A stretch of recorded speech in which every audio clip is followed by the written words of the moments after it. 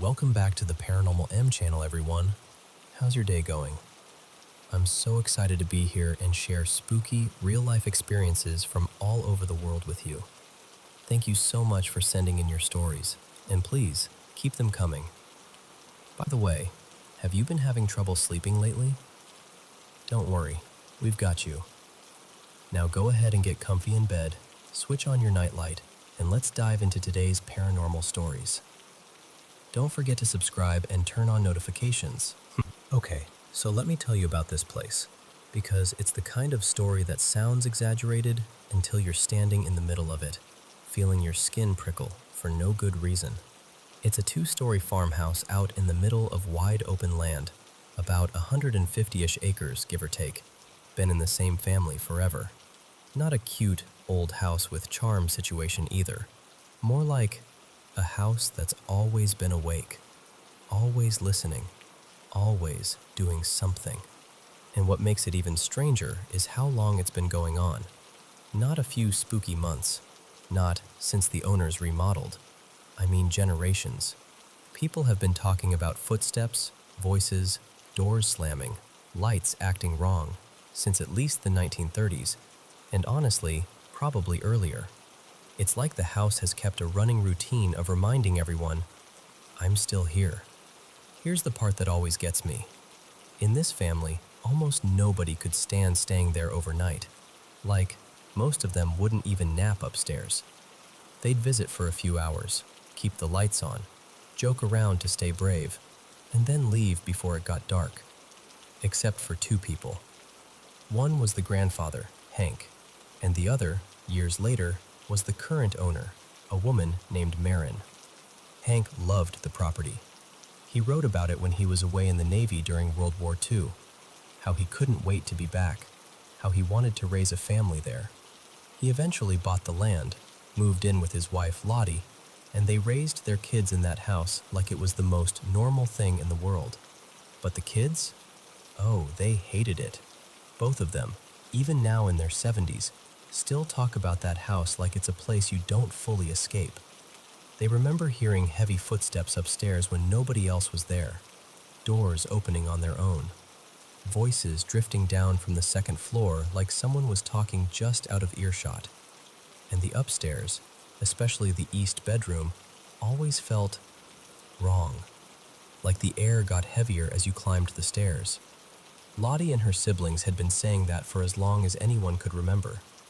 They grew up in that house and swore the upstairs had a presence that didn't want you comfortable.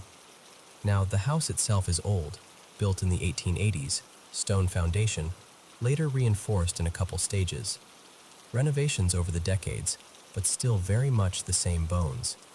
Living spaces on the 1st floor, and then 4 bedrooms upstairs that seem to hold the worst of it. And no, this isn't one of those stories where everything starts after someone dies. There were deaths on the property. Lottie passed in the house, and so did her mother before her. But the activity was happening long before any of that. No abuse stories, no dramatic tragedy, no, and then we found a hidden room. Just an active house that never really quieted down. After Hank died in 2004, Lottie lived there alone for years, and she still reported things. The upstairs lights started turning on and off even though she physically couldn't climb the stairs anymore. It got so frequent that the family finally had an electrician disconnect the upstairs lighting altogether. The electrician checked everything and basically shrugged. No short, no obvious wiring issue, nothing that should be doing it. Then one night, this detail makes my stomach clench. Lottie was lying in bed, awake, and the covers were yanked clean off her like someone had grabbed them and thrown them onto the floor. And because families do what families do, her kids tried to laugh it off. Oh, Mom, that's just Hank messing with you. Like if they made it a joke, it couldn't hurt her. But even they didn't believe their own explanation. Especially because Hank wasn't the kind of haunting you could pin this on. The house had been doing this long before he ever died. They told stories about heavy bootsteps pacing overhead, doors slamming upstairs in the middle of the night, sounds like the kitchen being rummaged through while everyone was lying there, wide awake, staring at the ceiling. And one year, They walked into the living room and smelled fresh cigar smoke, like someone had just lit one. Hank loved cigars. The smell was so specific it made the hairs stand up on their arms. Then, the house sat mostly empty for about a decade. After Lottie passed in 2015, it stayed maintained, but nobody really lived there. Just the occasional visit, the hunting season guests, the land being watched over by the family trust, until Marin moved back in. She and her husband Eli came in September of 2025, and almost immediately, the house started up like it had been waiting. At first it was almost playful. They'd sit in the living room watching TV and watch the master bedroom door swing open, then ease shut, then open again, right in front of them. Not from a draft.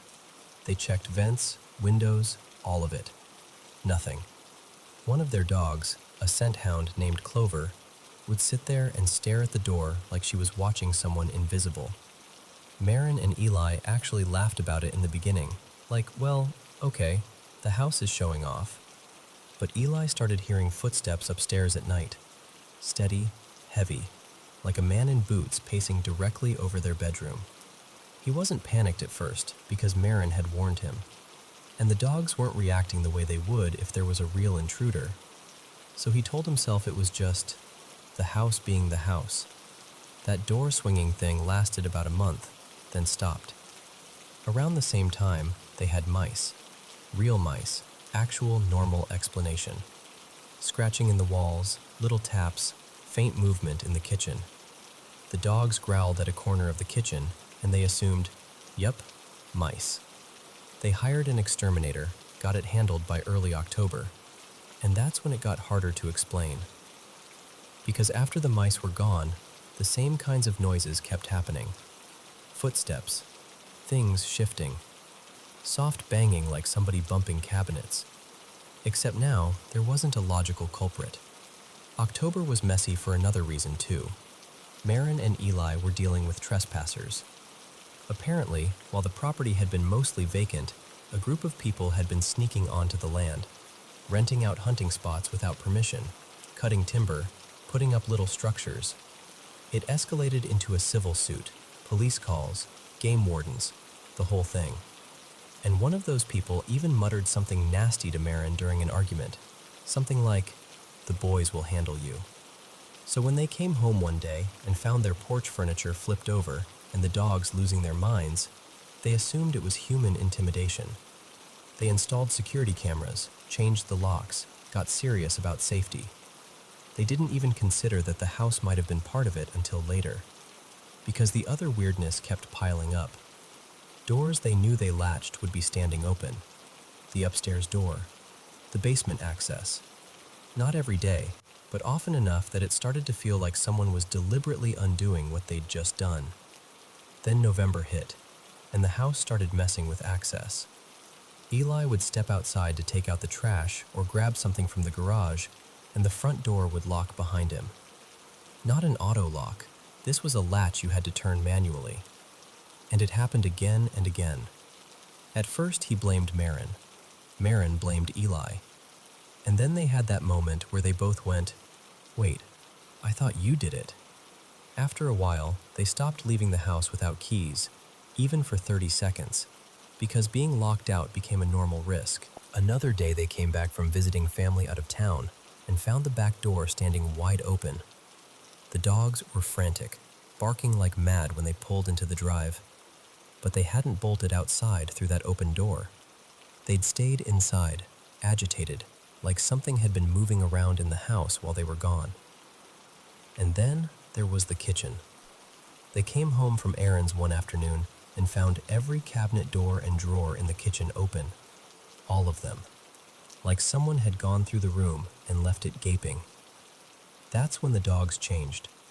Clover, the scent hound, started locking onto one spot in the kitchen, staring at the back wall or the corner where the ceiling met the adjoining section, tail up like she was tracking a live animal. Growling, barking, hackles raised. No sound, no movement, nothing visible. Their other dog, Bramble, was a big sheepdog, protective, watchful. the kind that naturally positions herself between you and a doorway. She started staying awake at night, posted in the entry between the living room and kitchen like she was guarding a boundary, sleeping in the day, watching all night. And the worst part? The dogs started waking them up, over and over, sometimes multiple times a night, barking toward the kitchen like someone was standing in there. Eli would get up, check doors, check windows, scan outside for tracks, even go upstairs and downstairs. Nothing. No animal signs, no break-in, no explanation. They tried shutting the bedroom door to sleep. The dogs panicked, scratched, whined, acted like being trapped away from the kitchen was dangerous. So Marin finally said, "Okay, we need someone to look into this." They contacted an investigation team, and the first visit was just a meet and greet, mid-morning on December 10th, 2025. They put the dogs in the master bedroom because the dogs bark like crazy at strangers. Everyone sat at the kitchen table going over the process, what the investigators look for, how they set equipment, what can be explained naturally. And right in the middle of it, a pair of missionaries came to the door, doing their Christmas rounds. Eli answered the door. The dogs started barking in the bedroom because of the knock. Marin stepped away to check on them, then returned to the table. And while the investigators were waiting, everyone heard a loud knock from across the house. 4 knocks in a rhythm, clear as day. One of the investigators, Tess, actually assumed it was another visitor who'd walked around to the back door. She asked Marin, "Did you hear that knocking? Do you need to get it?" And Marin, totally casual, said, "Oh, that's probably the dogs. They knock when they want out." But then, this is the moment where the air changed. Another series of loud knocks hit, that same 4-beat rhythm, but this time it was clearly right at the master bedroom door. Not the front door, not outside, the bedroom door. When the missionaries left and everyone came back inside, the team brought it up again. All 4 adults had heard it, and Marin and Eli finally admitted the dogs couldn't make that sound. Not like that. Not that clean, hard, deliberate knocking. They let the dogs out, and the dogs came barreling into the room, agitated and frantic. Nothing looked disturbed in the bedroom. No explanation. Just knocking. And then came the Christmas break. Marin and Eli had their kids home for the holidays, and they were on edge. Not because anything had hurt anyone, but because the house was escalating and they didn't like the idea of the kids being around when things were unpredictable. One afternoon, everyone was spread out. Eli in the kitchen warming soup because everybody had a cold, Marin at her desk in the dining room, the kids in the living room. And 3 things happened at once. And then, this is the part that makes it hard to breathe. Marin turned in time to see a spoon fly across the kitchen and strike Eli in the back. Not slide, not tumble, not fall off a counter. Fly. Eli froze, thinking the bowl had exploded, but the bowl was intact. No mess. Nothing that explained the sound. He called out to the kids to make sure they were okay, because it sounded like something had detonated. Marin tried to recreate it with him later, over and over. Could the microwave pop have jolted the knife loose? Could the knife hitting something have knocked the spoon? But the spoon hadn't even been near where the knife fell. It had come from behind Eli, like it was launched from the opposite side of the room. And of course, the motion cameras weren't rolling then, because the whole house was awake and active. Bad timing. The kind of bad timing that seems to happen a lot in stories like this. After that, the investigation shifted into longer-term monitoring, because this wasn't an abandoned building where you can just lock down and run cameras all night in every room. People were living there. Dogs were living there. Kids visiting.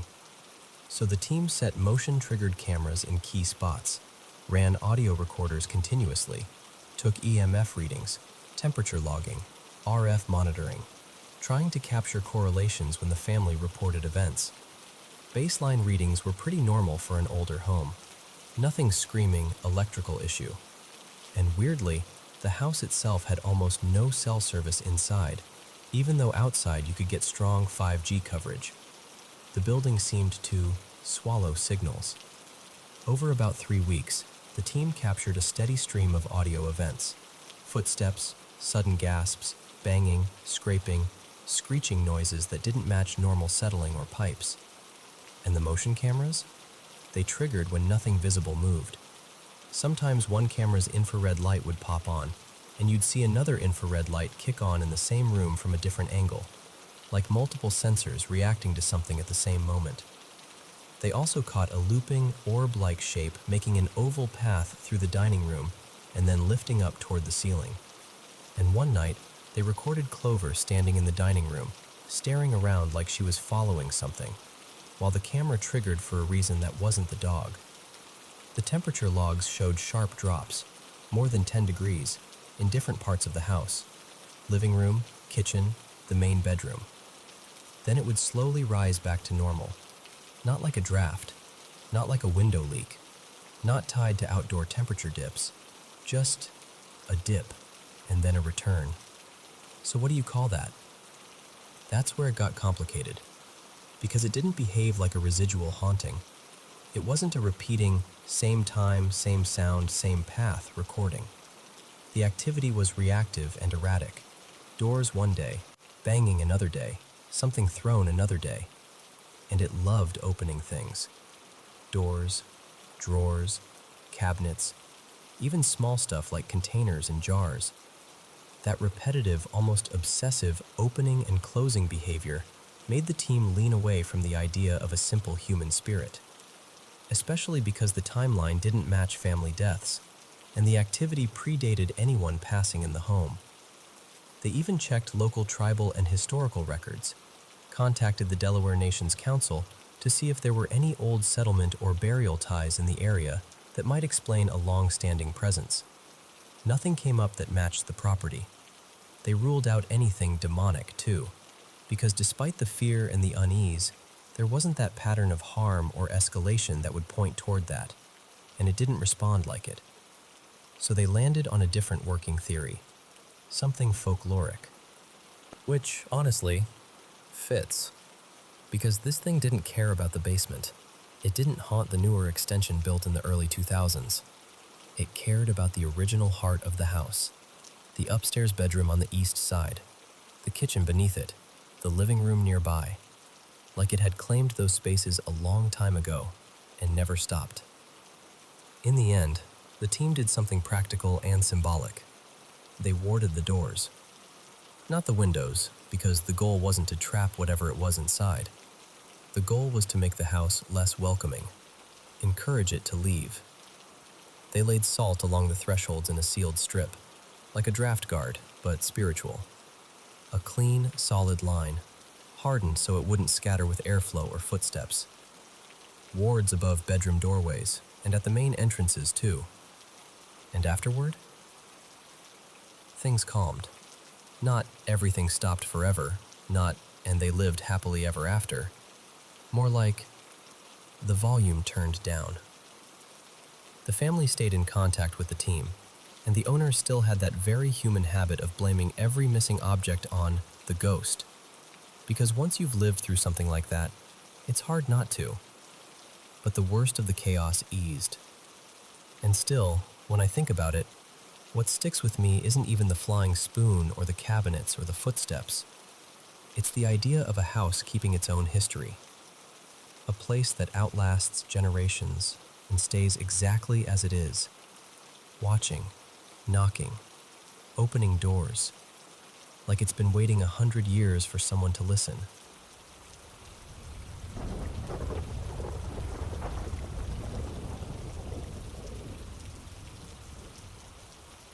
So this memory popped up again the other day, out of nowhere. I hadn't thought about it in years, and once it surfaced, I couldn't shake it. So I figured I'd finally tell it the way I remember it. I'm 31 now, but this happened when I was really little, early elementary school age. Back then, our gym teacher, Mr. Haskins, would sometimes march us up this small hill for gym days and those school physical check-ins. At the top was our recess playground, and right beside it sat this huge baseball field. Wrapping around both was a gravel track, one of those big, looping ovals. On the corners of the track were these little sheds. They were meant to be snack stands for games, I think. Windows with little counters, like you'd order a hot dog through them. But even then, they looked ancient. Sun-faded paint, warped wood, that slightly sour smell old buildings get when they've been closed up too long. I don't remember ever seeing them open. They just existed. Quiet and kind of sad. One day, we were doing a timed run on the track. I was one of the slow kids, not because I didn't try, but because I had asthma.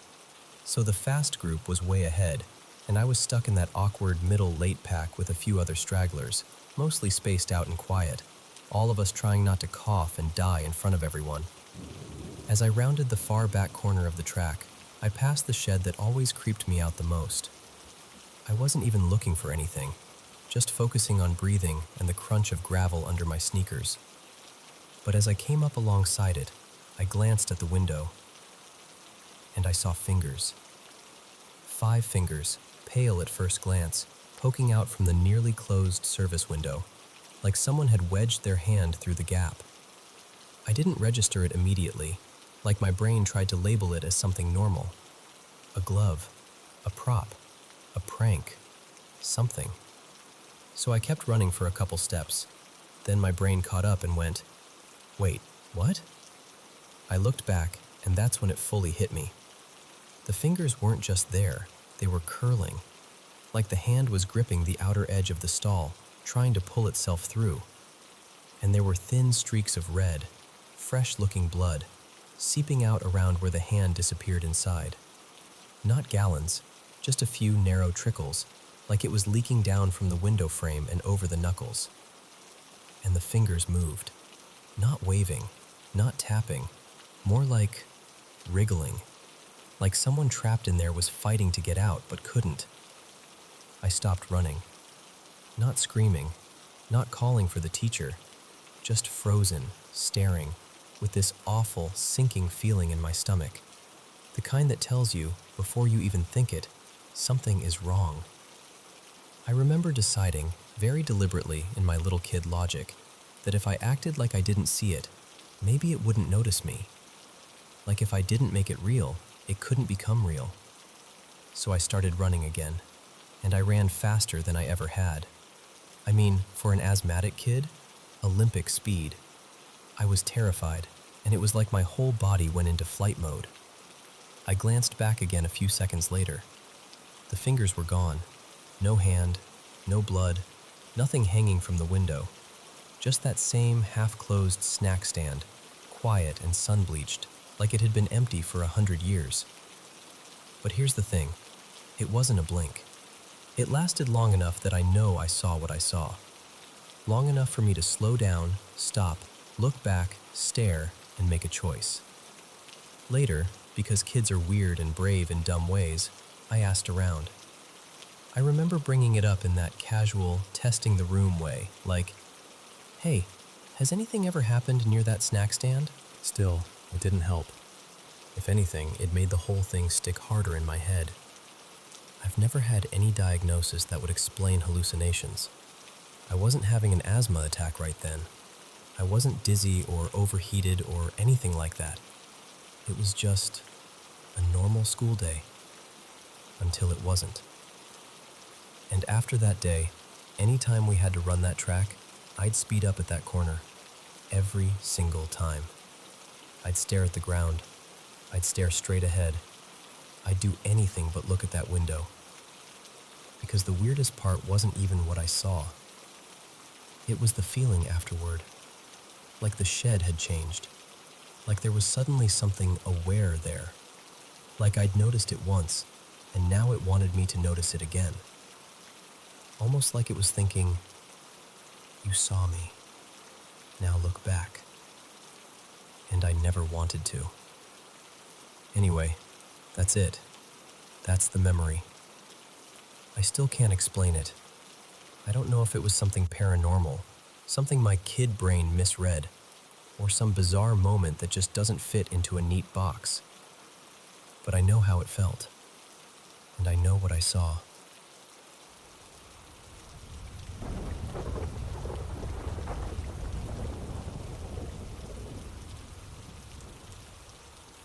So, I'm going to tell you a story that still makes my skin prickle when I think about it.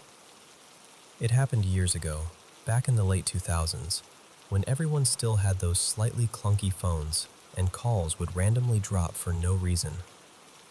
A coworker of mine, let's call her Maya, came into work one morning looking completely wrecked, like she hadn't slept, like she'd been crying, like she'd been carrying something too heavy for her body to hold. She was jittery, distracted, not herself at all. After watching her spiral quietly for an hour or so, I finally asked, "Hey, are you okay?" She hesitated, then leaned in and said, "Can you come outside with me?" So we stepped out where it was quieter, and she kind of hugged her arms around herself like she was bracing against the air.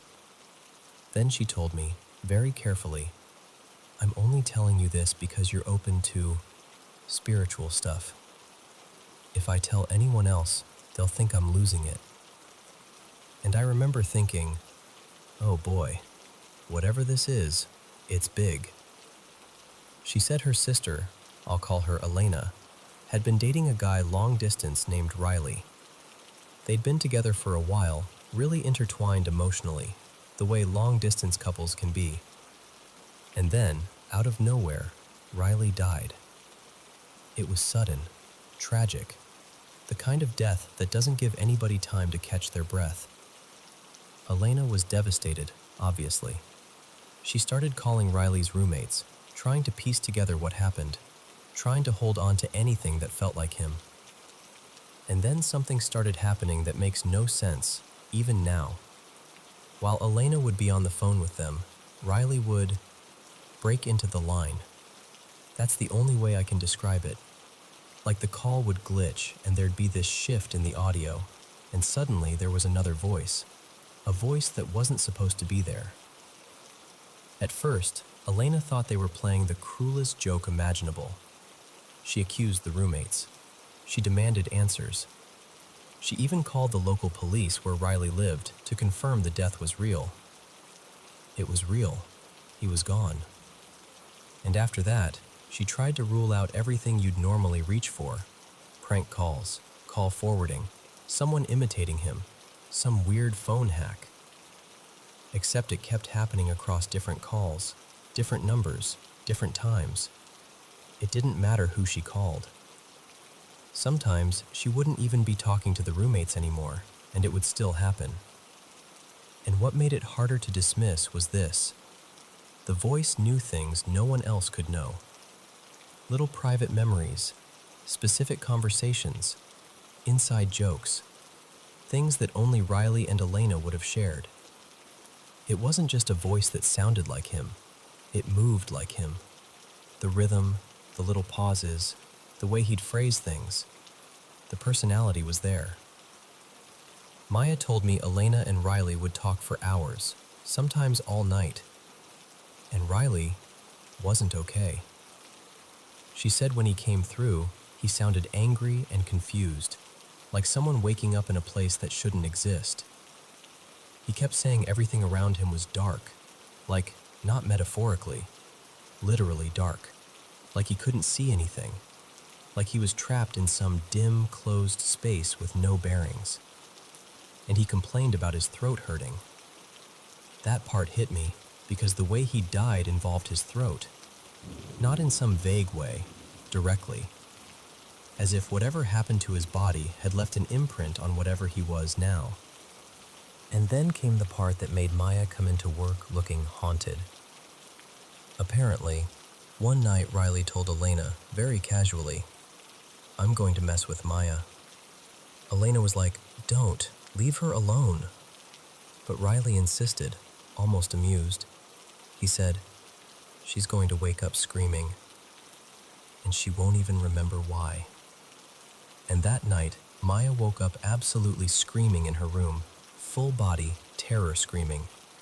Elena ran in, flipped on the light, tried to calm her down, asked what happened. And Maya just sat there, shaking, and said, I don't know. No dream she could describe, no image she could hold on to, just pure fear, like her nervous system had been yanked awake.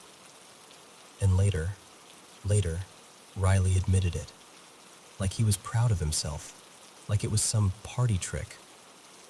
Maya was furious, obviously, and Elena was shaken, because what do you even do with something like that? What do you do when grief turns into activity? At that point, Maya didn't know who to talk to, so she talked to me, and I became her safe person, the one she could unload onto without being laughed at or diagnosed or dismissed. I didn't really know what I believed, but I believed her. I believed that she believed it, and I believed she wasn't trying to spin a ghost story for attention. She was scared. She was exhausted. She was too raw for theatrics. And then came the moment that turned it from, my friend is telling me something impossible, into, this is happening to me right now. A few nights later, Maya called me while I was heading home. I was riding the bus, the kind with fluorescent lighting that makes everyone look tired and slightly green. We were just talking, normal stuff, trying to keep things light, when she said, almost offhandedly, Elena and Riley are talking right now. And I remember saying, right now? Like, on the phone? Yeah, she said, like, currently. A minute passed, maybe 2. And then, on my call with Maya, my regular cell phone call, I heard the line shift. That subtle, clicky, hollow change you sometimes get when a call gets unstable. And then a third voice slid into the space between our words. It was low, gravelly. It sounded like someone forcing air through a damaged throat. And it said, in this horrible, rasping insistence, Maya, Maya, Maya. Over and over, like it was trying to pull her attention through the speaker. I went cold. Not like goosebumps cold, like my whole body forgot how to be warm. I gripped the phone so hard my fingers hurt. My brain did that thing where it wants to scream but also wants to pretend nothing is happening, because acknowledging it makes it real. When I finally managed to speak, my voice came out thin and shaky. Maya, can you hear that? And she went, hear what? Like, nothing. Like the line was normal for her. She even laughed a little, like she thought I was joking or maybe hearing street noise from the bus. Then she said, hang on, call me back. So I did, immediately. And when she picked up again, I said, that voice, did you seriously not hear it? She swore she hadn't. She couldn't hear anything. But I had, clear as day. And the strangest part was the feeling that the voice wasn't trying to reach me. It was looking for her, like I was just in the way, like I happened to be holding the line it could slide through. I don't remember every detail after that, because once your nervous system goes into full shock, time turns syrupy and inconsistent. But over the next months, Maya told me Riley's energy changed. And then something happened that, to this day, makes my throat tighten when I tell it. Maya and Elena's father had died unexpectedly, not long before all of this. It had been the kind of loss that leaves loose ends everywhere, things unsaid, conversations that never got to happen, the kind of death that doesn't come with closure. One night, during a call with Riley, Elena said she heard someone else. Not Riley, their dad. And I know how that sounds. Trust me, I know. I'm telling you exactly how it was told to me, and I can't prove it, and I can't package it neatly. But Elena insisted the voice was unmistakable. His tone, his warmth, even the way he'd clear his throat before he spoke. He talked about little details, shared memories, like the motorcycle shows he used to take them to, the smell of gasoline and popcorn, The way he'd point out the old bikes and tell stories like he was welcoming them into some secret club. He said he loved them. He said he was proud of them. And when they asked if they needed to change anything, if they needed to live differently, he said basically, no. Just keep going. Keep being who you are. And whether someone believes in that kind of contact or not, the effect on them was real. They got to say goodbye in a way they hadn't been able to. They got to breathe again. Over time, Riley's calls became less frequent, more distant, like a radio station fading as you drive away from the city. And then, eventually, he stopped coming through. Just gone. I've thought about it 1,000 times since then. I've tried to lay logic over it, tried to pin it down with explanations. Grief does strange things. The mind does strange things. Technology does strange things. And yet, I can't unhear what I heard on that bus. I can't unfeel the way the air seemed to change in my body when that third voice entered the line. Most people I've told either joke about it or get quiet and uncomfortable and change the subject. Only a couple people have ever taken it in without trying to swat it away. But I'll tell you this, whether you call it spirits or some liminal echo or a mystery we don't have language for, it left me with one solid truth. This world is bigger than what we can touch. And sometimes, when you least expect it, something reaches through the cracks and reminds you.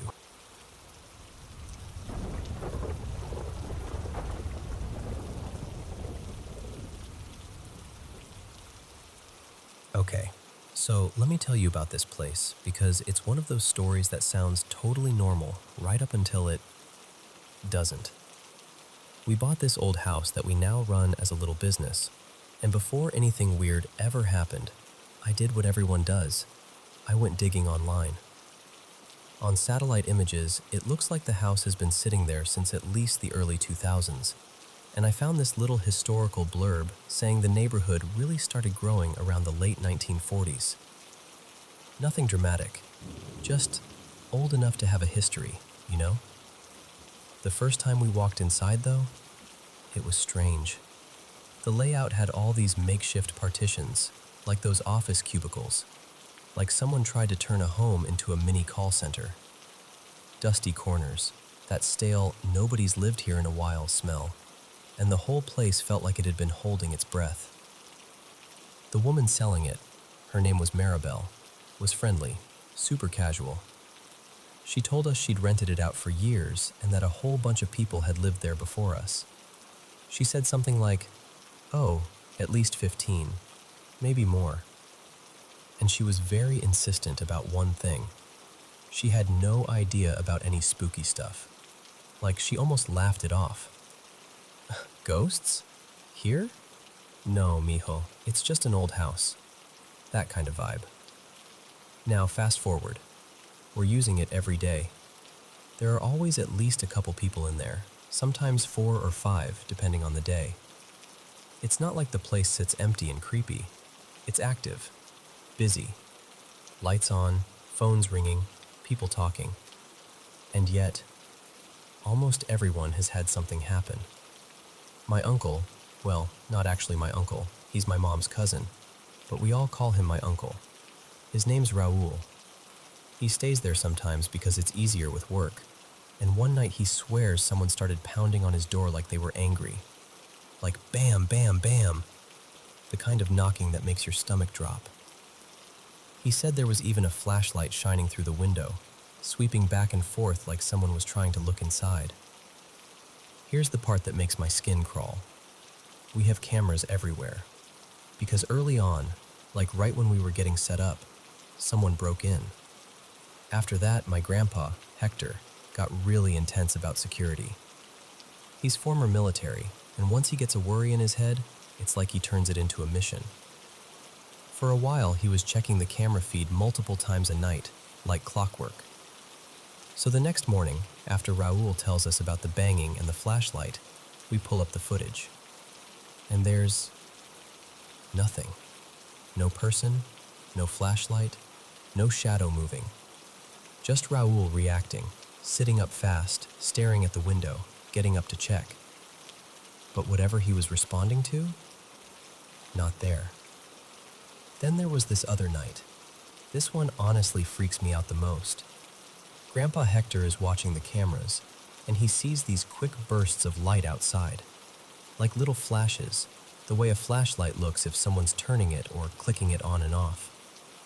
He calls Raoul right away, like, "Go outside, now." Raoul goes out. There's nobody. No car, no footsteps, nothing. But while he's standing out there, Grandpa is still seeing the flashes on the monitor. And then, this bright little orb shows up on camera. I know. Orbs. That word makes people roll their eyes. But I'm telling you what it looked like. It was this small, glowing dot, moving in a way that didn't feel like a bug drifting. It glided, stopped, shifted direction, like it was thinking. And at one point, it went behind the corner of the wall, like fully disappeared behind the wall, and then popped back out again. The next day, we had the camera guys check everything. Lenses were clean, no dust storms inside the housing, and there aren't really moths or anything like that around there. Mostly just ants and the occasional roach. Nobody could give us a satisfying explanation. After that, the stories just kept stacking up. There's a guy who works with Raoul, his name is Damien, and he told us he watched a kitchen cabinet door swing open by itself. Not slowly, not like it was loose. It was fully closed, and that cabinet is heavy. And it was indoors, no breeze, no open windows. Then one of the interns, Santi, this quiet college kid, said a regular door opened in front of him. Like a normal room door, handle and all, just easing open like someone on the other side was leaving the room. Except there was nobody. My mom, Elena, has seen silhouettes more than once. Not like a full body you can describe, just that something passed by the doorway feeling. A shadow where there shouldn't be one. And then she told me what happened this morning, and I swear I got goosebumps. It was around 6-ish, still dim out. She was lying on this fold-out cot we keep there sometimes, and the couch was parked kind of awkwardly in the hallway, like it was temporarily blocking part of the path. She said she felt someone walk past the side of the cot. Not like air moving, like the sensation of footsteps, that subtle vibration, the presence. She assumed it was Raoul, so she didn't even sit up at first. But then she felt it again, and again. And what threw her off was this. It never came back the other way. Like if someone walks past you in a hallway, eventually they pass back, right? Or you hear them go into a room. But she said it was just this repeated feeling of someone walking by her side, and then nothing. No return footsteps, no doors, just that pass-by presence. Then, from a nearby room, she heard banging on a door, like someone knocking from the inside. And right as she's trying to figure out if Raoul is messing around, or if someone's actually in there, she felt something touch her feet. Not a brush from a blanket, not a twitch, a deliberate touch, like fingertips. When she told me that, she got quiet in the way people do when they're trying not to sound dramatic. Like she didn't want to convince herself it happened, but she couldn't pretend it didn't. And the weirdest part? When these things happen, except those 2 orb incidents, the cameras never catch anything. No figure, no door moving by itself, no cabinet swinging, just the person reacting, turning their head, jumping, freezing, staring at something we can't see. Now here's where I feel almost embarrassed, because it makes me sound like I'm trying too hard. I've never experienced it myself. Everyone else has a story. I don't. And I've tried. I've literally tried to bait it. I'll stay late, walk into the darker rooms alone, even put on creepy videos on my phone like, okay, fine, if something's here, show me. and nothing. I get silence. I get regular house noises. I get normal. People keep telling me different things. Some say if it ever happens to me, I should talk back, like knock it off, or even curse at it to show I'm not scared. But they also warn me not to challenge it, not to be like, do it again, or prove you're real, because apparently that's a bad idea. And honestly, if I ever actually see something, like really see it, I don't even think I'd yell. I think I'd just stare. Like my brain would go, okay, there you are, because it's not nothing to them. So yeah, that's our little office house. Always busy, always lit up, and somehow still full of these moments that make people stop mid-sentence and go, did you see that? Even though there's nothing there to point to.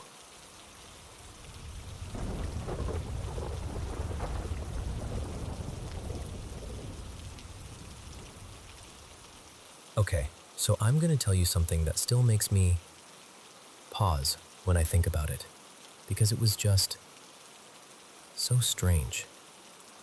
To set the scene, the night before, I'd stayed up way too late binge-watching a series. Like, full-on all-nighter. And yeah, I know, lack of sleep can make your brain do weird stuff. But here's the thing. I've pulled all-nighters before. Not often, but enough. And I actually felt pretty normal afterward. I even grabbed a couple short naps during the day. That night, I went to bed early on purpose to balance things out. And I was home alone. My bedroom setup is basically a cozy fortress. I had a ridiculous number of blankets piled on me, regular comforter, an extra throw, and my weighted blanket on top. I sleep with 2 big pillows, and I sort of curl in on myself like I'm trying to become a burrito. I also had my standing fan running because I love the steady noise. It knocks me out fast. Right before I fell asleep, I did my usual routine. Watched a few videos on my phone, plugged it in, set my glasses beside it, clicked off my lamp, and rolled over to face the wall. My bed sits in the corner, so when I turn that way, it's just wall. No distractions. I'm pretty sure I'd been asleep for maybe 30, 40 minutes when something pulled me out of it. It wasn't like a loud bang or anything. It was this sound, and I honestly don't even know how to describe it without sounding ridiculous. It was kind of whispery, but not like words, more like a soft crackle, like someone whispering while snapping tiny bits of twigs, or like faint popping sounds wrapped in breath. So I'm awake, but only halfway. I'm staring at the wall for a second, trying to figure out if I'm dreaming or if something in the room is making that noise. And then my brain catches up and I'm like, wait, what is that? I shove my pillows off. I peel the blankets back. I sit up, ready to get up and look around. And right there, right in front of me, maybe 2 feet away, there's this light. Not a lamp, not a reflection, not a phone screen glow. It was floating in the air. It was this pale, bluish-green swirl, like a little twisting cloud of light, but dim, like a cheap glow stick after it's been on for hours. Bright enough to see clearly, not bright enough to light the room. I just froze and stared at it, because my brain couldn't find the right folder to file it under. And then, like an idiot, I reached my hand out. I didn't feel anything. No heat, no static, no resistance, nothing. The light didn't react at all. It didn't flicker, didn't move away, didn't pulse. It just hovered there, calmly doing its thing while I sat there trying to figure out how reality suddenly changed the rules. Then I thought, okay, get your glasses, look at it properly. So I pulled my hand back and reached toward my nightstand. And the second my hand moved away, the crackly whisper sound stopped. The bluish-green light vanished like it had never existed. And my standing fan, still plugged in, still standing right there, shut off.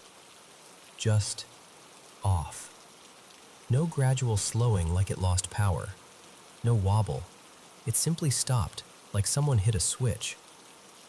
My first instinct was to tell myself it had been a dream. That would have been the clean explanation. Except I was sitting upright, blankets shoved off, pillows moved, like I'd fully woken up and sat up on purpose. I'm not a sleepwalker. I've never done that sit straight up and start doing things kind of sleep behavior before. And I remember the sequence too clearly. Sound, sit up, light, reach out, glasses, gone. The fan turning off almost bothered me more than the light, honestly. It does have a timer feature, sure, but I never use it, because the little timer indicator is obnoxiously bright, like having a tiny flashlight pointed at you in the dark. And it wasn't on. So I just sat there in the sudden quiet, staring at the spot where that light had been, with my heart thumping like, what just happened in my room? And I'm telling you, it wasn't scary in the monster under the bed way. It was scary in the, I don't have a category for this way. Like something impossible happened for a few seconds, and then reality snapped back into place and left me sitting there, wide awake, trying to convince myself I hadn't actually seen what I know I saw.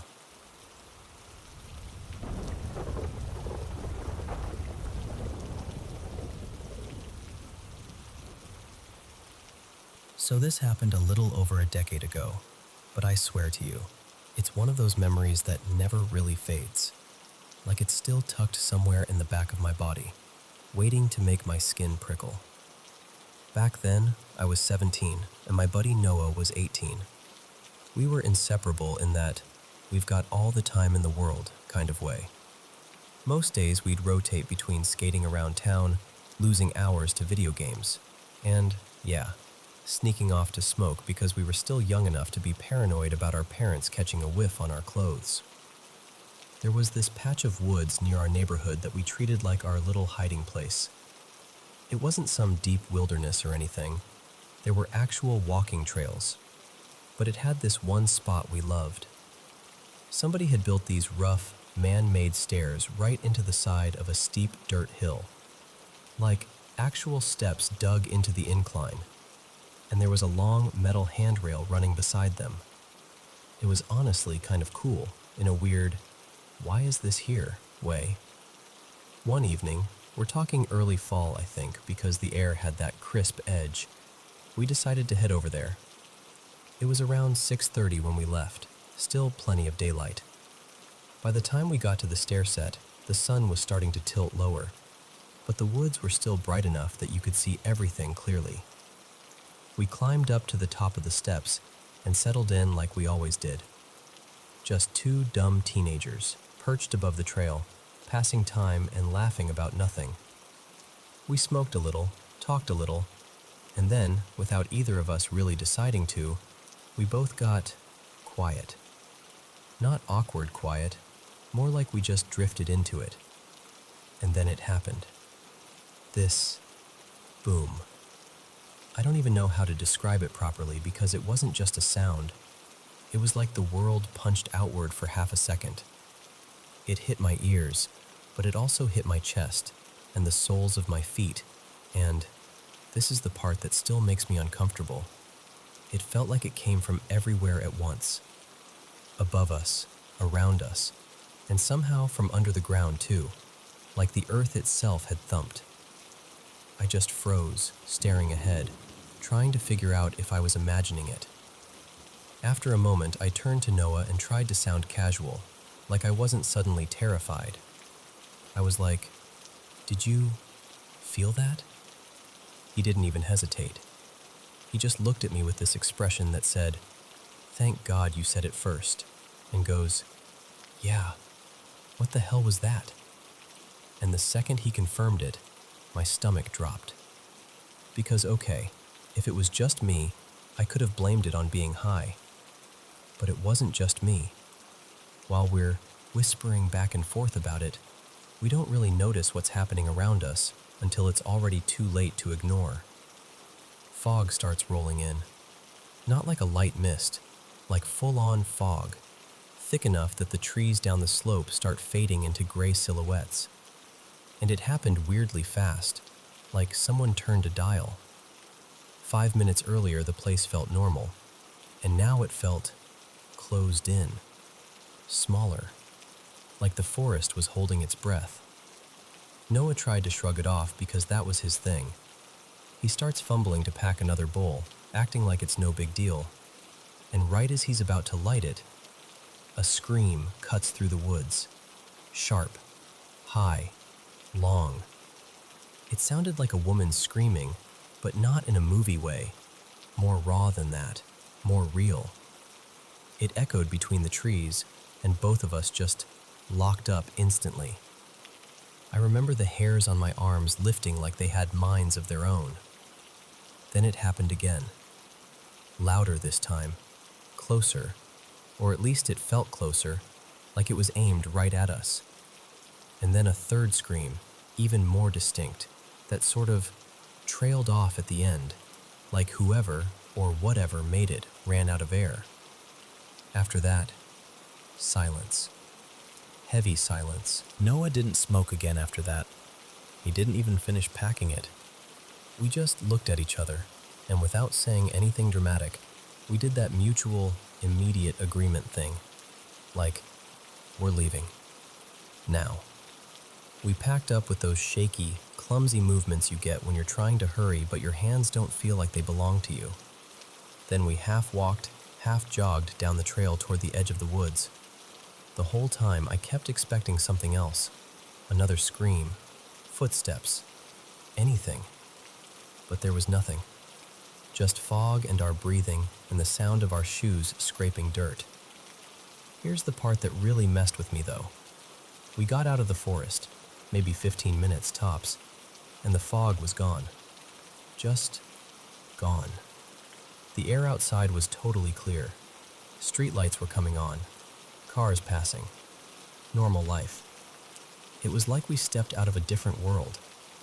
We tried to laugh it off afterward because that's what you do when you don't want to admit you're scared. We called it a weird night, made a couple jokes, and then slowly stopped talking about it altogether. Life happened.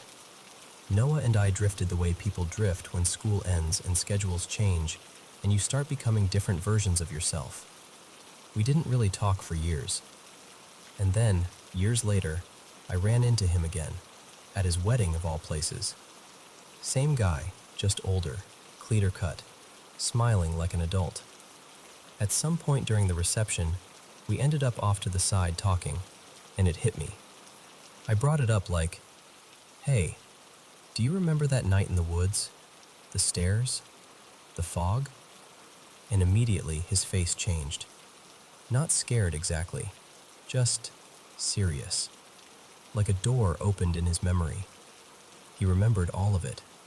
The stair set, the fog, the screams, and most of all, that boom.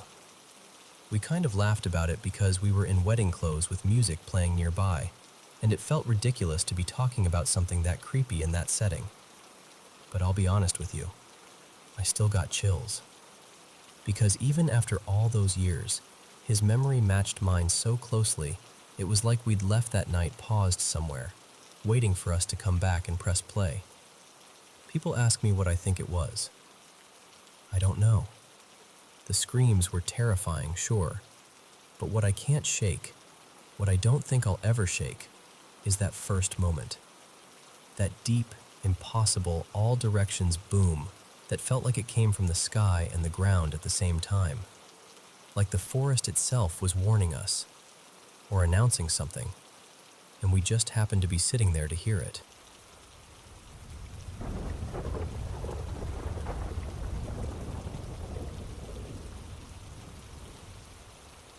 You know that split-second feeling when you're sure someone is standing right behind you? So sure, your body reacts before your mind can catch up? That's what it's like for me. Except it isn't just a quick jolt. It comes as this heavy, unmistakable dread, like a cold breath on the back of my neck, like the air in the room changes shape. I'll turn around, fast, because everything in me says someone's there, and every time, there's nothing. Just empty space and that horrible quiet. And then the second part hits. This wave of sadness so raw it almost doesn't feel like mine. Like I'm being flooded with grief without any actual memories attached to it. It's emotion without context. No clear thought, no reason. Just this deep ache that fills my chest and makes me feel hollow at the same time. The strangest thing is how it leaves. Usually within half an hour, give or take, it fades like it never happened. No gradual come down, just gone. And I am left sitting there, trying to convince myself it was nothing. People have told me it's anxiety, paranoia, stress, whatever label makes it fit into something tidy. I've tried to accept that. I really have. But I've had this since I was little. And over the years, there have been other things. Small, bizarre moments that don't quite sit right if you replay them too carefully. Like a toy suddenly chirping a tune when it shouldn't even be able to turn on. Or something on a table nudging toward me when there's no slope, no vibration, no obvious reason. Once, years ago, my partner, Lena, swore she saw a man standing in our kitchen. She was outside, looking in through the window while I was upstairs, and she called my name like someone had broken in. I remember stepping into the hallway, dripping wet from the shower, confused and annoyed, and by the time I got down there, the room was empty. There was another incident that still feels almost embarrassing to say out loud, because it sounds like I'm trying to write a horror story. A framed picture of my mum, one of those canvas prints, had been moved from the lounge into the entryway. Nothing dramatic, just a different spot. And then, later, without warning, it slid and tipped and just launched itself off the surface like it had been swatted. It didn't just fall, it moved, like it had somewhere to be. I don't even like telling people this stuff, because here's the thing. I'm not someone who goes looking for ghosts. I'm not the kind of person who wants the world to be full of paranormal explanations. If anything, I've spent years trying to make myself more practical, more grounded, more normal. Most days, I can push it all to the back of my mind and get on with life. But then there are the other moments, the ones I can't neatly box up. A few times, I've seen people who I knew were gone. Not like glowing shapes or floating lights, nothing theatrical. Just a person, there for a second, like you've looked up at exactly the wrong time. Once, I was visiting a friend, Aaron, and in the corner of his living room, for a heartbeat, I saw an older woman standing there like she belonged to the house. I described her afterward without thinking much of it. Her hair, her posture, even the way she held her hands. Aaron went pale. He showed me a photo later. It was his grandmother. I'd never met her. I'd never even seen a picture of her before that day. So when this dread comes, this specific dread, I recognize it immediately. Not because I want to, because my body does. Same sensation, same breath on the shoulder certainty, same crushing, nameless grief. And the awful part is, it never comes with information. It's not a warning with details. It's not some helpful message or vision that lets me prevent anything or prepare. It's just the feeling. And then later, hours or days after, the phone rings, or someone texts, or there's a conversation that starts with, "Are you sitting down?" It's happened with my grandparents. It happened before my mother-in-law passed. It's happened enough times that I can't pretend it's random anymore. Not in my bones. Every time, it's exactly the same. So distinct it doesn't resemble any normal worry I've ever felt. So now I'm left here with that familiar, sick calm that comes after the wave has passed, thinking the thought I hate thinking. Someone in my family is probably gone. And all I can do is wait to find out who. I always do the same thing, too. This small, private plea I feel ashamed of even as I'm making it. I hope it isn't my parents. I hope it isn't one of the people I can't imagine losing. And even saying that feels selfish, because if it isn't my parents, it will be someone else's. Someone else will be getting the call. Someone else will be stepping into that empty, changed world where a person used to be. But I'm just being honest with you. That's what I do. I sit with it, and I wait, and I try to act normal while my stomach knots itself into something tight and quiet. And I hate that I've learned the shape of this feeling so well. Because no matter how rational I try to be, no matter how much I tell myself it's just nerves, when that dread breathes down my neck, it has never been wrong.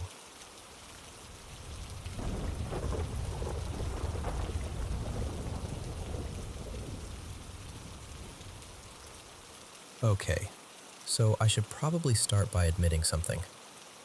I've been obsessed with paranormal stories for as long as I can remember, but I've always hovered right on the edge of actually believing them. Like, I want the world to be a little stranger and more interesting. And honestly, when you've heard thousands of people swear they've seen or heard something unexplainable, it's hard not to think some of it has to be real. But I'm still a skeptic. I'm the kind of person who will bend over backwards trying to find the boring explanation first. When I was around 11, my grandfather died. And to be totally blunt, it wasn't the kind of death that left me shattered. He wasn't some sweet old man who told stories and slipped you candy when your parents weren't looking. He was cruel, a heavy drinker, loud, unpredictable, and the type of person who made a house feel smaller just by being inside it. He and my grandmother lived in this old wooden house out in a village, one of those places where everything creaks and smells like dust and summer heat. I used to go there with my mom for part of the summer, usually a month or two. Even though I wasn't there all the time, I still carried enough memories out of that place to last me years. And here's where it gets weird. After he died, my grandmother, let's call her Nadia, would tell us she heard knocking. Not like polite little tap-tap sounds, more like sharp, forceful cracks, like something was hitting the walls or furniture with purpose. She said it would happen all through the house, like it couldn't decide where it wanted to be. And when I stayed there, I heard it too. Mostly at night. I can still remember lying in bed, staring into the dark, trying to keep my breathing quiet, when suddenly there'd be this loud crack somewhere near the dresser. Then maybe an hour later, another one closer to the kitchen. Sometimes it sounded like it came right from the wall beside my head, like the house itself had snapped at me. Once, I swear to you, it came from a chair right next to the bed. So close I actually sat up and looked at it, like I expected to see it rocking or moved out of place. But I didn't. And I wanted to believe it was something paranormal, while also being determined not to. So I came up with the most reasonable explanation I could. Old house, old wood, temperature changes. The place had been built sometime in the late 70s or early 80s, and wooden houses do make noises. They settle, they expand, they complain. So I told myself, that's all it is. Then there was the kitchen. And that's the part that still makes my stomach tighten, even now. At night, I would hear dishes clinking. Not just a single sound, like a plate shifting a little. I mean actual busy noise. Like someone was in there doing something. Sliding a cup aside, moving a plate, setting something down. It had that human activity rhythm to it, like a person trying to be quiet but still making tiny mistakes. It happened constantly, night after night. And the thing is, I kept thinking it must be my mom, let's call her Elena, or my grandmother getting up for water. Maybe someone checking the sink. There was even this annoying dripping faucet that didn't help my nerves at all. Drip, drip. And then the soft clatter of glass and ceramic like someone was right there. Except, looking back, none of my explanations hold up. because I never heard footsteps. Not once. The floors creaked like crazy, so if someone walked to the kitchen, I would have heard it. And Elena hated the dark. If she went into the kitchen at night, she would have turned a light on immediately. But the house stayed pitch black. So why did it sound like someone was carefully moving dishes around in the darkness? I didn't realize how wrong I was until recently, when the memory hit me out of nowhere, and I just sat there thinking, wait, I've lived in other apartments, I've stayed in other houses, I've moved around, and I have never heard anything like that anywhere else. And what's more, when I visited the village house in the past few years, nothing. No dish sounds, no nighttime kitchen activity, just quiet. That realization messed with me more than I expected, because back then, it terrified me. Deep down it did, but I kept forcing myself into calmness. I kept telling myself, no, it's fine. This is normal. It's just wood. It's just the house. And now, realizing it wasn't normal at all, it feels like my younger self was right to be scared. Of course, my brain still tries to salvage a rational explanation. The outside of the house was renovated years ago. New siding, repairs, that kind of thing. Maybe it changed how the structure settled. Maybe it reduced vibrations. Maybe something in the kitchen cabinets was loose back then and got fixed without anyone thinking it mattered. It's possible. But still. A few nights ago, I had the chance to stay there again, and I was almost testing it. Like I wanted to see if I'd just exaggerated the memories, or if my mind had stitched together details that weren't real. I'm a night owl. I barely sleep, so if anything was going to happen, I'd hear it. And it was completely quiet. No knocks, no kitchen clatter, nothing. The only sounds were normal ones, the sort that don't make your skin prickle. The house felt calm, safe even. And that's what makes the whole thing stranger, because the house used to live in my nightmares. When I was a teenager, I dreamt about that place constantly. In those dreams, I was always running, being chased by something huge and wrong, ducking into corners, hiding behind doors, praying it wouldn't find me. And it's hard not to notice that my subconscious kept choosing that specific house, again and again, like it had been branded into me. I also had dreams about my grandfather himself. Let's call him Victor. In the dreams, he would come back. Not alive. Not really. More like a dead thing trying to pass as human. Close enough to fool everyone else, but not close enough to fool me. The uncanny feeling was overwhelming. Like his face was wearing the idea of life, but the actual life wasn't there. And the worst part was how everyone acted like it was normal. Elena, Nadia, other relatives. They'd talk to him like, "Oh, you're back, okay," as if nothing about it was horrifying. Meanwhile, I'd be standing there feeling insane, like I was the only person who remembered the most basic rule of reality. The dead don't come back. In those dreams, I'd try to hint at it, try to get someone to notice, but I could never quite say it out loud, because I always had this certainty that if Victor realized I knew, I'd be in danger, like he'd turn that attention on me. The last time I had one of those dreams, it got wildly cinematic. There were other people, like a team, and they gave me this strange sword, something that felt ancient and important, and somehow I fought him off. I don't even remember the exact ending. I just know I stopped having those nightmares after that. So yeah, could all of it be explainable? Probably. Old house, old pipes, old cabinets, grief, stress, childhood fear, imagination. But I can't shake the feeling that for a while, something lingered there. Something angry, restless, familiar in the worst way. And honestly, it wouldn't shock me if it was him. If Victor spent his life making everyone miserable, why wouldn't he try to haunt the place a little after?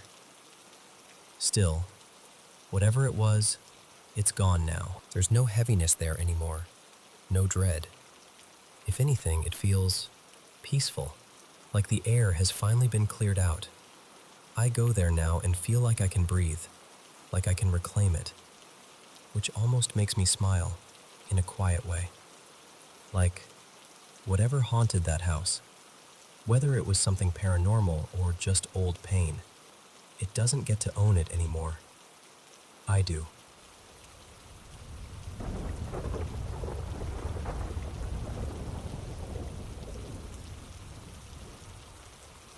So, I need you to imagine this with me, because even now, it feels like the kind of thing your brain tries to sand down into something more reasonable. This happened in late May, a few years back, when I went with my family to a little cabin by a lake for my cousin Rafa's birthday. The place actually belonged to my brother's wife's family, my sister-in-law, Camila, so it had that lived-in, loved by generations kind of feel. Wooden deck, calm water, thick trees crowding in close like they were guarding the whole property. And just to set the scene properly, this was in Brazil, but not in the region where I grew up. It took us about 6 hours to get there by car, the kind of drive that leaves you stiff and cranky until you step out and the air hits you. Clean, damp, full of leaf smell, and suddenly you remember your body is part of nature too. That Saturday, I basically devoted my entire day to my little niece, Leah, who was 4 at the time. She was in that stage where everything is a discovery, and every discovery is urgent. We swam in the lake, ran around the pool, and did that kid thing where you flip rocks to see what creepy little universe is living underneath. She was thrilled. I was exhausted in the best way. That night, everyone ate together, and then the adults stayed up doing the usual, talking too loudly, laughing, singing bits of songs nobody fully remembers. But I'm an early sleeper, always have been, so I crashed first. I remember thinking, as I fell asleep, that I'd had one of those rare days that feels clean, like a reset. I'd planned to wake up around 5 a.m. to make coffee and catch the sunrise from the deck, the one that jutted out over the water. But instead I woke up closer to 4:15, and it wasn't the gentle kind of waking. It was the kind where your eyes snap open and you immediately know you were just somewhere else. I'd been having these strange dreams, fragmented, slippery, where you can't recall the story, only the feeling. And when I sat up in bed, there was one single thing left in my mind, like someone had pressed a stamp into wet clay. Matinta Pereira. I actually whispered it out loud, just the name. Now here's the odd part. I wasn't raised with that story. It wasn't one of the big folklore creatures people talked about where I'm from. I'd heard the name once in passing, maybe in a song, maybe a casual mention, but I couldn't have told you what it was. I didn't even know if I was pronouncing it right, so I just sat there thinking, why is my brain serving me that at 4 in the morning? I shook it off, tried to be normal, and went to make coffee. While I was in the kitchen, I heard Leah start crying from the bedroom she was sharing with her parents. It wasn't a full meltdown, more like startled sobbing, like she'd been yanked out of sleep. My first instinct was to run in, but I heard her mom murmuring, soothing her. The crying faded. The house settled again. So I took my mug and headed out to the deck, and it was perfect out there. The sky still had stars. The lake was dark but alive. Soft water sounds against the posts, little splashes from fish, frogs calling, some distant night birds doing their lonely, echoey calls. You know that feeling when you're completely still and the world keeps moving around you? That. I should tell you something about me, because it matters. I studied biology, zoology specifically, so even though I don't work in that field anymore, my brain still categorizes the natural world like it's breathing. In college, I used to spend weekends birdwatching with friends, identifying species by silhouette and call. I'm not saying I'm some kind of expert on every animal in Brazil, but I know the difference between normal and what the hell is that? So I'm sitting there, sipping coffee, letting the night drain into morning, and then everything goes silent. Not quieter, not the frogs paused. Silent, like someone hit mute on the world. And in that silence, I felt it. This sudden, sharp sense that I wasn't alone, that I was being watched. And not in a casual way, in a way that made my stomach drop, like my body recognized danger before my mind could explain it. For a few seconds, I honestly wondered if I'd slipped back into a dream, like maybe I was still asleep and just thought I was sitting out there. Because nature doesn't do that. Not like that. I didn't want to turn around. That's the strangest part. Some instinct was begging me not to move, but I forced myself, slowly, to look back toward the cabin. Because if someone else was awake, if it was a person, then at least my fear could land somewhere sensible. At first, I saw nothing. Just the cabin shape, the darker squares of windows, a hint of light from the moon. Then I glanced up, and there, on the edge of the roof, was something that made my brain short-circuit. It looked like a bird, but it was too big. Not big bird big, not wow, that's a large owl big. Person-sized.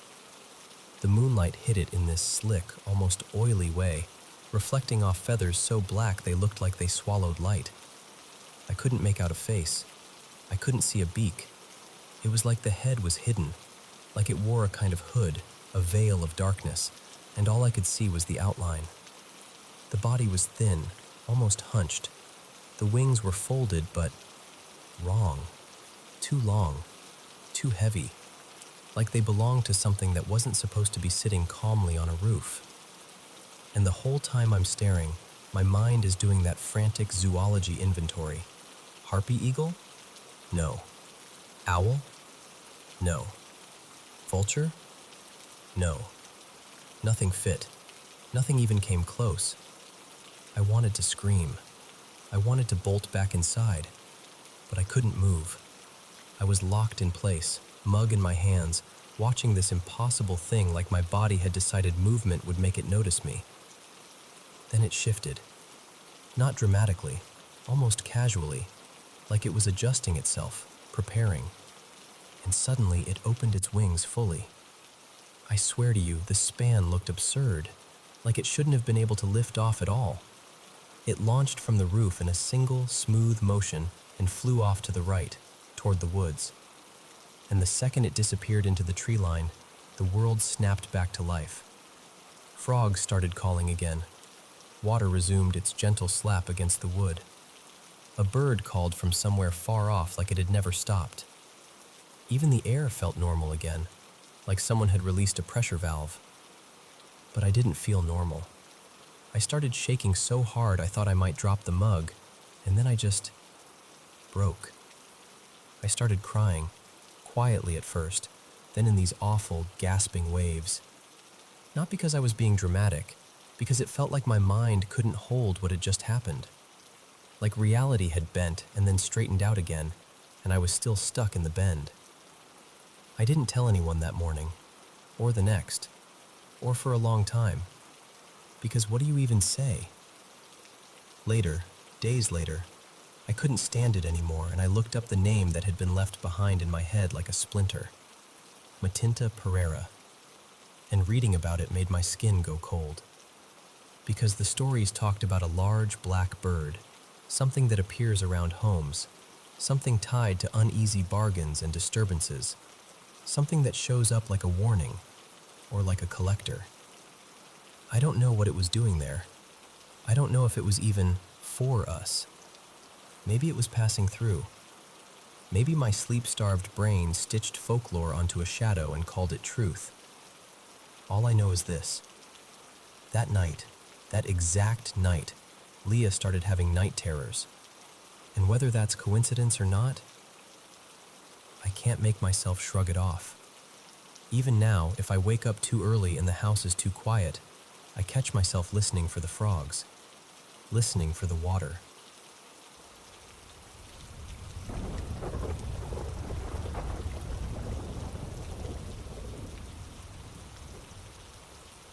Okay, so I need to tell you about last night. because I still get that weird, cold feeling in my chest when I replay it. So I'm Maya, and my friend Tessa had just gotten back from a trip.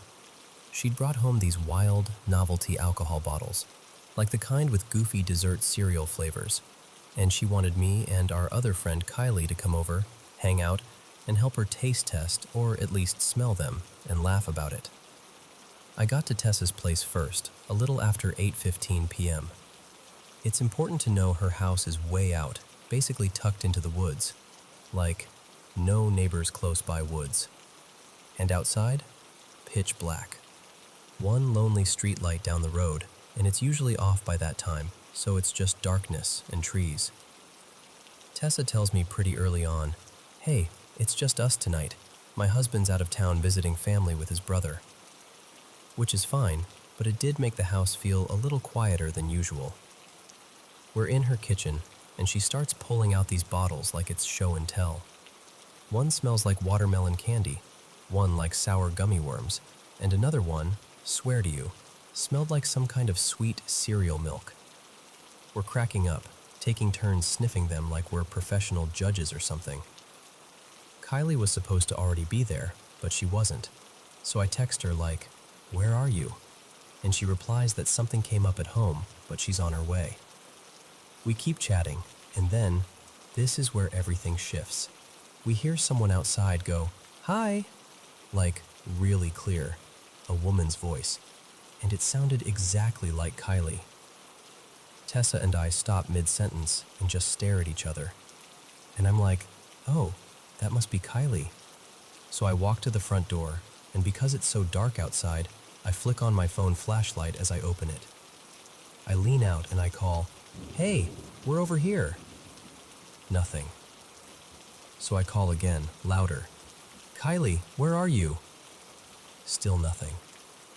And I even yell a nickname I call her, like full volume, embarrassing yelling, because I'm thinking maybe she can't see the porch or she's walking up from the driveway. But there's no answer, no footsteps, no car door, no crunch of gravel, nothing. Tessa's dogs outside start barking, which makes it even harder to hear, but also, it makes the whole thing feel sharper, like the dogs are reacting to something I'm not seeing. I step back inside and look at Tessa like, "Did you hear that too?" And she's pale, and she just goes, "Shut the door." I shut it, and she goes, "No, lock it." So I lock it, and now we're both standing there in the entryway, staring at the door like it's about to open on its own. I text Kylie, "Are you here?" And she texts back, "No." I swear I felt my stomach drop. I immediately message her again like, "Bro, I heard your voice outside. Are you serious right now?" And she calls me instantly, totally freaked out like, "Are you messing with me?" And I'm like, "No, I'm dead serious. Are you here?" And I can hear her tires on the road through the phone. Like, you know when someone's driving and you can hear that soft roar in the background? She was definitely still in the car. So now it's not just, we heard something. It's, we heard someone. And it's not the person we thought it was. Tessa starts texting a family friend, Marcus, to come over, because we're both officially past spooked and into something is wrong. So I'm on the phone with Kylie. Tessa's texting Marcus, and that's when we hear noises in the back of the house. Like, inside, not outside anymore. It starts soft, like the house settling. Old houses pop and creak, whatever. But then it gets faster, heavier, like something shifting around in Tessa's bedroom area, like a drawer being yanked or someone stepping wrong on a floorboard. It had rhythm to it, intent. Tessa and I just look toward the hallway at the same time. She raises the shotgun and I raise my phone flashlight like that's going to save us.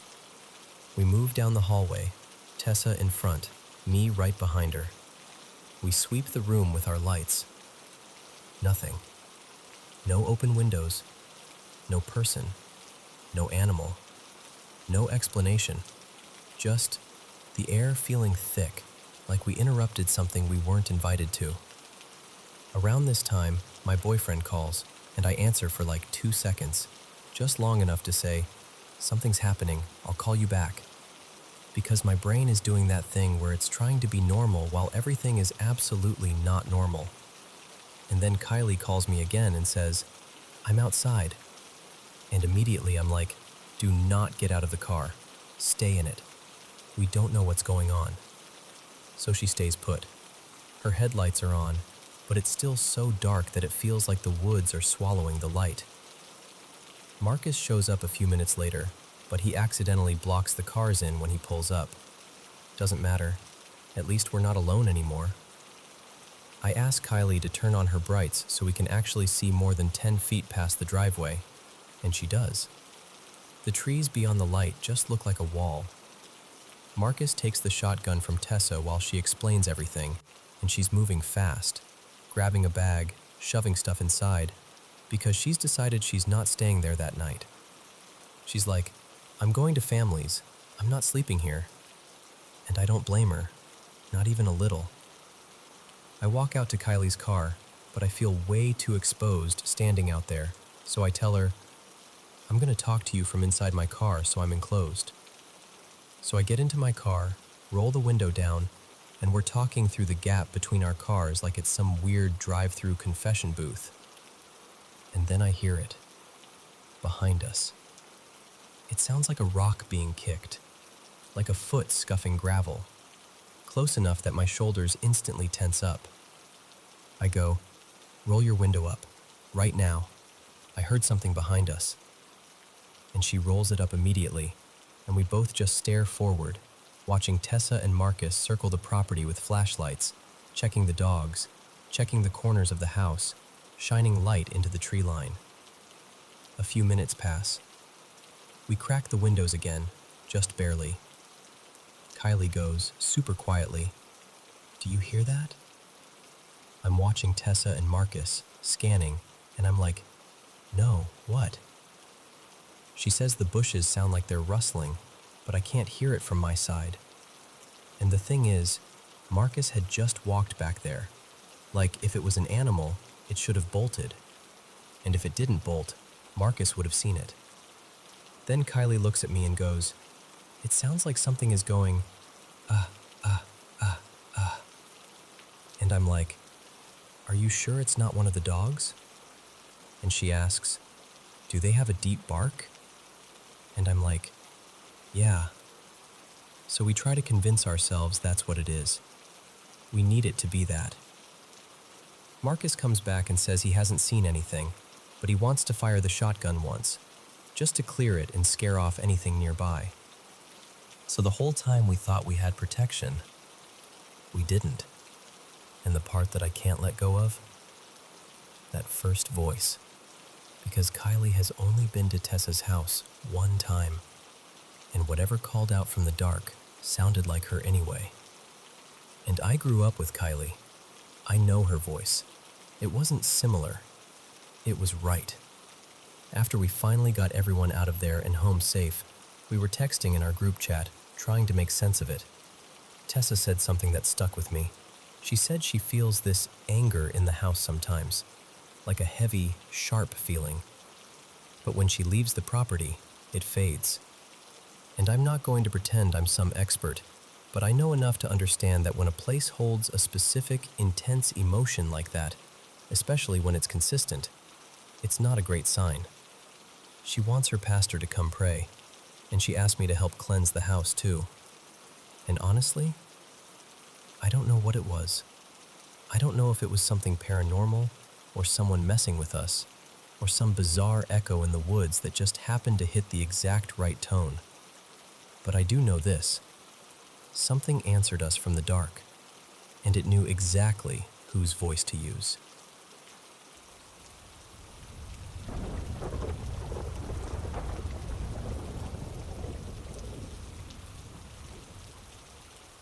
Hello, dear friends of the Paranormal M channel. Have you been having trouble sleeping lately? Don't worry, I'm right here, and I'm truly happy to help you drift off more easily. Thank you for listening and for sharing so many of your mysterious experiences with me. I genuinely love and appreciate what I do. Drop a comment and tell me where you're tuning in from. Now, turn on your bedside lamp, get comfy in bed, and let's dive into today's mysterious stories. Oh, and don't forget to subscribe and turn on notifications. So, this was my sophomore year of college, 1991, give or take, and I was still living in the dorms on campus. Most of the semester started off totally normal, busy, loud, kind of chaotic in that fun college way. And then, early November hit, and things got weird. I was living in this older dorm building, no air conditioning, the kind where you learn real fast how to improvise comfort. My roommate at the time, Renee, had this electric typewriter. Old school, heavy, definitely not the kind that does anything unless it's plugged into the wall. One night she unplugs it so she can plug in her lamp, and we're just doing our usual winding down routine, talking, shuffling around, whatever. Maybe 10 minutes later, that typewriter starts typing. Not tapping, not shifting. Typing. Renee wasn't at her desk. Nobody was. And here's the creepy part. There wasn't even any paper in it. But the ribbon still left ink impressions on the roller like it was trying to print on nothing. We leaned in and could actually read the message. It said, "Maya is a whore." Now, honestly, my first reaction was to laugh because, really? If some mysterious spirit is trying to terrify you, that's the insult it goes with? It felt weirdly childish. But Renee did not laugh. She went pale and just stared at it like her brain couldn't compute what was happening. And the thing is, after everything else that started happening, it stopped being funny. Because not long after that, we started having nights where our box fan would end up on the floor. If you've ever lived in a dorm with no AC, you know the setup. Windows cracked open, box fan perched right in the frame to pull air in. Our windows tilted outward, like they opened toward you, maybe 45 degrees. The fan sat on the sill in a way that was actually pretty stable. It wasn't the kind of thing that could just slide off. It would have to be lifted up and over the edge to fall. But that's exactly what started happening. We'd be dead asleep, and then suddenly, crash! The fan would go up, over, and slam onto the tile floor like someone had thrown it. It happened more than once. Enough times that our suite mates started complaining, and even the people in the room below us were like, "What in the world is going on up there?" Because a metal box fan hitting a dorm floor at 3 a.m. is not subtle. It's the kind of sound that feels violent. At this point, we're both getting jumpy. Even when nothing was happening, we were waiting for something to happen. I ended up telling my mom, and she did that mom thing where she didn't exactly say she believed me, but she could tell I was scared. So she bought me a crucifix, really nice one, heavier than the cheap plastic ones, and told me to hang it over my bed. I mounted it above my headboard, like, securely. I wasn't messing around. And for a night or two, I felt a little calmer, like maybe that would settle whatever was going on. Except then, the crucifix started falling. Not once, multiple nights. I'd wake up and it would be on the floor. So one night I finally thought, nope, I'm staying awake. I'm catching this. I lay there staring up at it, barely blinking, waiting. And at some point, when the room had that heavy late-night stillness, you know, when everything feels suspended, it dropped. Just off the wall. And I swear to you, I launched out of bed like someone had lit my hair on fire. That's how fast I moved. My heart was pounding so hard it felt like it was shaking my ribs. And then Christmas break happened. One night I worked a late shift, something like 9 p.m. to midnight, then went back to my room to sleep. And that's when the worst thing happened. I'd be right on the edge of falling asleep. You know that exact moment when your body is melting into the mattress and your thoughts start getting blurry, and something would come right up close to my face, close enough that I could feel it there. And it started whispering my name. Not yelling, not dramatic, just this low, insistent whisper. Maya, Maya, Maya. over and over and over again, like it was trying to pull my attention down into it. Every time it happened, I'd snap my eyes open and sit up, heart slamming, and the room would be empty. But the feeling didn't leave. It felt like the air itself was wrong, like I wasn't alone even when I was alone. That was the night I hit my limit. When I came back after winter break, I moved out. I didn't negotiate with myself. I didn't try to be brave about it. I just knew I was done. And what's always stuck with me is how personal it felt. Like whatever it wasn't just being spooky. It felt targeted. Like it didn't care much about Renee, but it had this sharp, ugly focus on me. And for whatever it's worth, this is hard to explain. I remember the energy feeling male. Not in a movie monster way, just that heavy, invasive presence that felt masculine to me. The college was in Warrensburg, Missouri, University of Central Missouri, and there was another dorm on campus that everyone talked about as being haunted. People had stories for years, but the building we were in, Hudson Hall, wasn't the one with the reputation. I've looked, and I've never really found anything about it, so I don't know. I've always wondered if it was something about the building, or something that followed someone, or something that just latched on for a while and then let go. But I still think about that typewriter sometimes, how ridiculous the message was, and how it somehow made everything feel even colder, like something was trying to get under my skin in the pettiest way possible. And honestly, even now, all these years later, I still can't tell you what it was. I just know what it felt like to live through it, and how quickly dorm life stopped feeling like a normal college memory and started feeling like something I survived.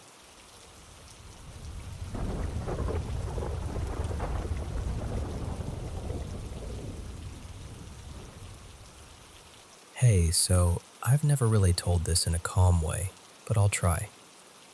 I'm from Malaysia, and something really strange started happening to me after my national service. They sent our batch to this camp way out in the jungle, like properly tucked away. No main roads nearby, no towns you could just wander into. It felt safe in this weird, isolated way, but it also meant we depended a lot on nearby farmers for supplies. The whole place had this feeling of being cut off from the rest of the world, like the jungle could swallow sound if it wanted to. One night, we were called in for roll call inside the dining hall. There was a small stage at the front, and behind that stage, this is important, there was a little lake. You couldn't always see it clearly, but you felt it back there, like a dark patch in the room. We lined up to get briefed on the next day's activities, but what stuck with me was this. There were no officers in sight. None. Still, someone told us to stand straight and keep our eyes forward, facing the stage. No turning around, no talking. At first, nothing happened. Then this cold breeze rolled through the hall. So cold it didn't make sense. The kind that crawls across your skin. And then the guy in front of me, this big, solid dude named Fareed, just dropped. Straight down, like someone unplugged him. He hit the floor hard. And right after that, more people started going down, one after another. Here's the part that still makes my stomach twist. When people faint, usually their eyes shut, right? Not this time. Their eyes rolled back until it was just white, like blank glass. I remember telling myself, okay, this is some dumb prank, some hazing thing. I was trying to force logic into it because if I didn't, I think I would have panicked. But then people started screaming, like real screaming, not the messing around kind. The fear in it was raw. And in the middle of all that noise, I heard something right at my ear. Not loud, not clear like someone talking beside you, more like a voice inside the space around you. It said, Buno, kill. I swear the second I registered the word, it felt like my thoughts got yanked downward. and I blacked out. And no, it wasn't just me. That's the thing. It didn't happen to me alone. A lot of us had the same missing chunk of time, the same confused fear afterward, like we'd all been pushed through the same dark doorway and dumped back out. When it finally ended, nobody even argued or asked questions. We just walked back to the barracks like we were sleepwalking. Usually at night, there'd be people joking around, some guys sneaking cigarettes, others showering before bed. That night, nothing. Everyone looked drained, quiet, like our bodies didn't have any extra energy left for being human. After lights out, I lay on my bunk facing the window. It wasn't fully open, but the glass was old and kind of warped, so the outside looked like it was underwater. That's when I saw them. Two small figures, kids maybe, peeking up over the window frame. Not pressing their faces to the glass, not waving, not curious, just staring. Locals around that area used to talk about orang bunyan, and I'd always laughed it off before, like, okay, sure, jungle elves. But what I saw that night, whether it was that or something else, didn't feel like folklore. It felt personal. Their eyes were the worst part. Too still, too focused. Like they weren't looking at my face, they were looking through me. After that, the nightmares started. Night after night, same feeling, being watched, being cornered, waking up sweaty with my heart hammering like I'd been running. And this is going to sound weird, but I started doing something just to cope. Before sleeping, I'd take a pen and draw a pair of eyes on scrap paper. Not a full face, just the eyes, over and over. Like if I put them on paper first, maybe they wouldn't come looking for me in the dark. Months went by, and we eventually graduated. I thought, okay, done. I survived. I'm out. I really believed once I left the jungle, it would stop. But a while later, I went back to the old camp with a friend, Hazik, just to pick up some leftover stuff. We wandered toward the storage area where they kept old supplies and abandoned gear. Now, Malaysia doesn't really do cold the way other places do. That day, it was blazing outside, sticky, bright, the kind of heat that makes your shirt cling to you. But the moment I stepped into that storage room, it was freezing. Not cool, freezing. No air conditioning, no fan, nothing that could explain it. The cold felt unnatural, like the room was holding its breath. We were looking around when a locker door clicked and slowly swung open. And inside, tucked in the back like someone had hidden it, was an old piece of paper. On it, a pair of eyes. The same shape, the same stare, the same feeling. Not mine. Someone else had drawn them too. That was the moment it hit me. Other recruits had seen something. Other people had tried to cope the same way. I wasn't imagining it. I wasn't the only one being followed by that feeling. It's been years now, and honestly, that night still hasn't fully left me. And here's what's stranger than everything I've said so far. Ever since that incident, I sometimes catch glimpses of things. Shadowy figures in corners. Movement where there shouldn't be any. That sense of someone standing just out of sight. At first, it terrified me, but over time, it became familiar. Not friendly exactly, just present. Like they're around, and I've stopped fighting the fact that they are. So yeah, the question that keeps circling in my head is this. Did that night in the dining hall, whatever happened near that lake, open something up? Like, did I bring something back with me? Or worse, did something notice me and decide not to stop watching?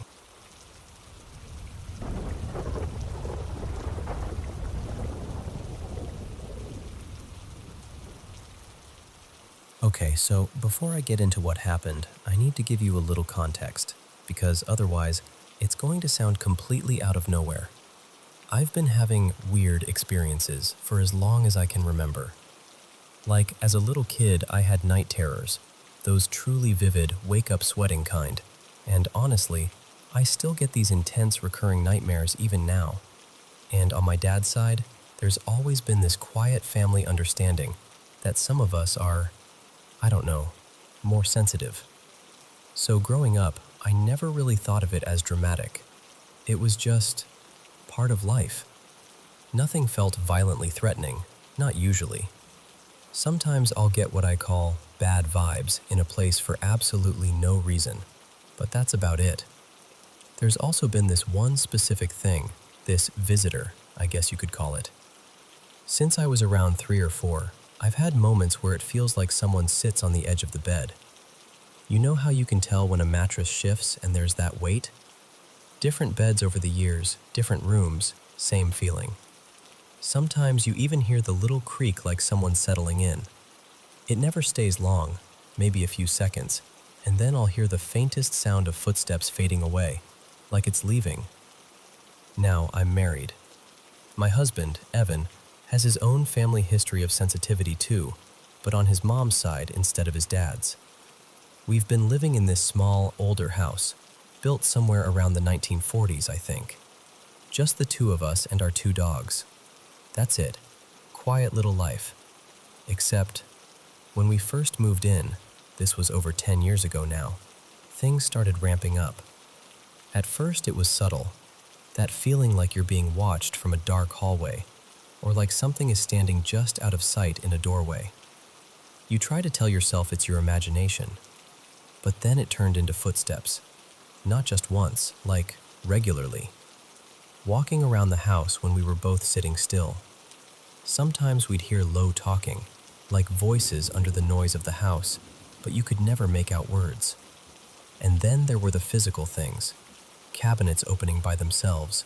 Lights flicking on and off in rooms no one was in, where there's only one switch, so it's not like someone bumped a dimmer or something.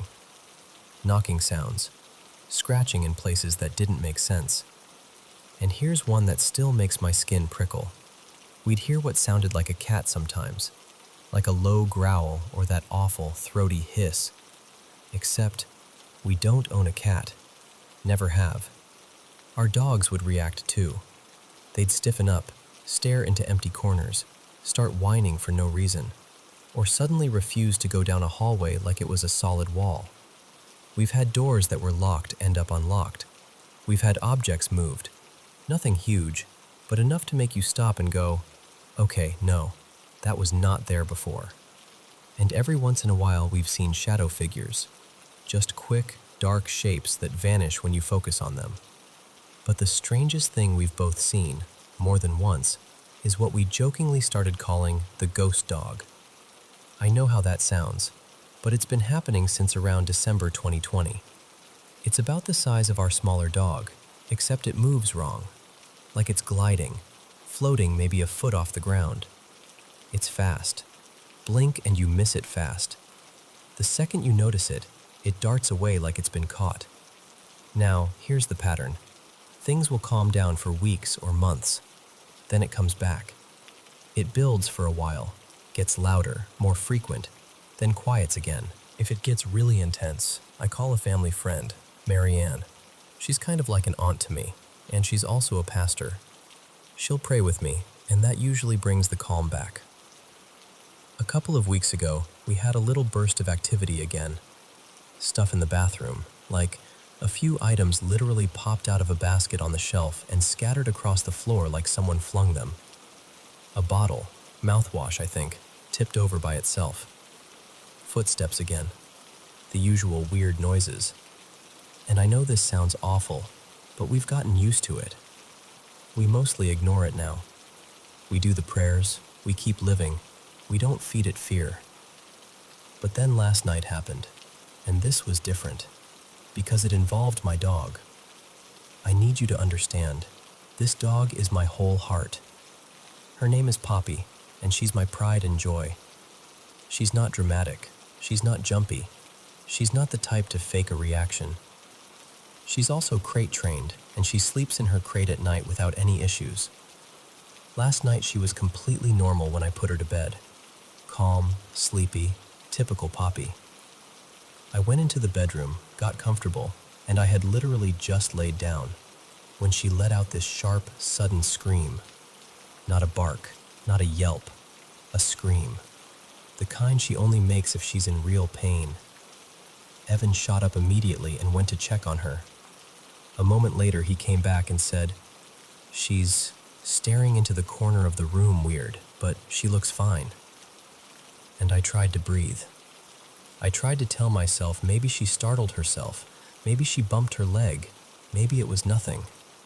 Then, maybe 30 seconds later, she screamed again. Twice, back to back. And I swear my whole body just went cold, because I knew in my gut something was wrong. I ran to her crate and opened it, and she launched into my arms like she was trying to crawl inside my chest. She was shaking hard. Her hackles were up. She gets this little strip of raised fur along her neck when she's upset, and it was fully standing. She was growling, baring her teeth, and she was staring at the same corner Evan mentioned like she wanted to attack it and flee from it at the same time. And then I realized she'd peed a little. Poppy never does that. Not ever. Not in fear, not in excitement, nothing. So that, more than anything, made me feel sick, because it meant she was genuinely terrified. In that moment, I wasn't thinking about ghost dogs or footsteps or cabinets anymore. I was thinking, something tried to hurt her. I carried her into the bedroom and put her on the bed with us, but she wouldn't settle. She sat upright, rigid, staring at the doorway, doing this low, warning growl like she was guarding us. Her hair was still raised, her whole posture screaming, "Don't sleep, don't look away." It took maybe half an hour, maybe longer, for me to even get her to lay down under the blanket. And even then she kept snapping her head up, listening. Today, she's totally normal, eating fine, wagging, acting like nothing happened. But I can't shake last night, because I've never seen her like that. Not once. Not in all the years I've had her. And I'll be honest, I'm scared in a way I haven't been before. When it's just footsteps or noises, you can brush it off. You can roll your eyes and pray and move on. But if something in this house is willing to scare my dog like that, or worse, then it feels like it's crossed a line. And we do believe in darker things. Not just spirits in the harmless, quirky sense. We believe some things mean harm. And I don't want to get to a point where I'm afraid to take my eyes off my dog because I can't protect her every second of the day. So, yeah, that's where I'm at.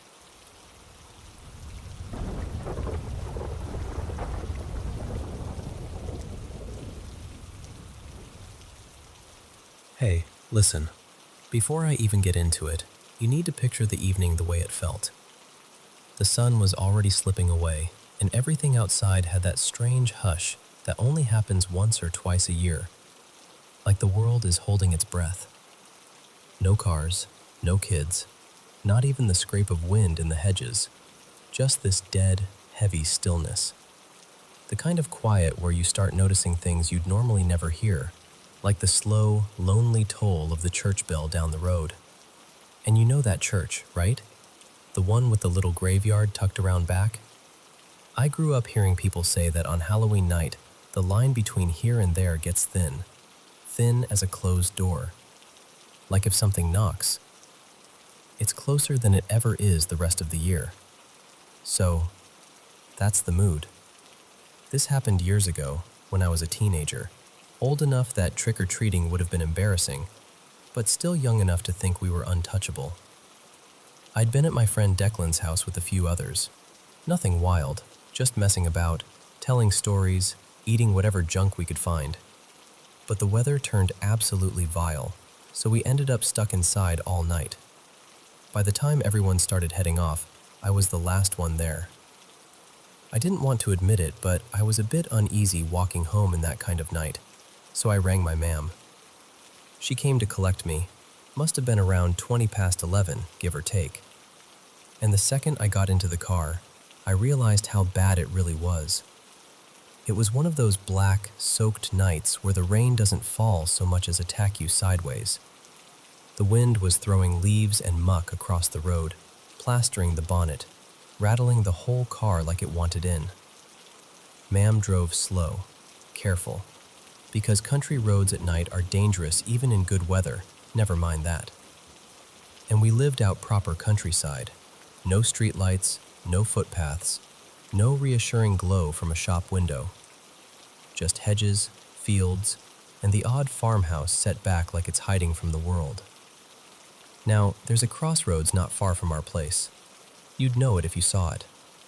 There's an old whitethorn tree there, dead as a stone monument, standing off near the sign on the far side.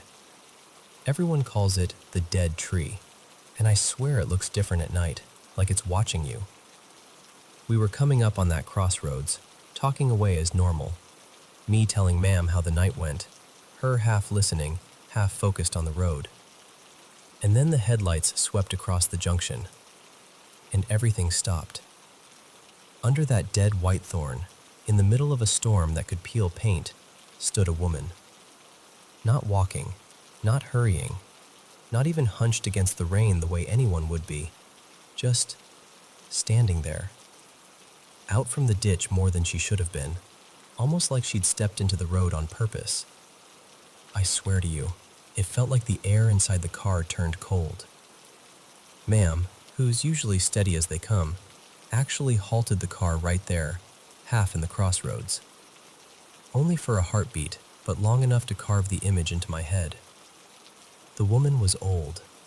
She had a shawl pulled tight around her shoulders, and she wore glasses that caught the full beams and flashed back at us in these sharp little glints. And she was looking straight at the car, not confused, not frightened, just fixed on us, like she'd been waiting. Ma'am's first reaction, because Ma'am is Ma'am, was, "Something's wrong, she might need help." And she slowed again as we rolled toward her. That's when my stomach just dropped clean out of me. Every bit of teenage confidence I had vanished in one go. I didn't even think. I just said, "Ma'am, don't stop. Please don't stop. There's something not right." We passed the woman close enough that I could see her face clearly. She didn't step back from the road. She didn't lift a hand. She didn't blink, not that I saw.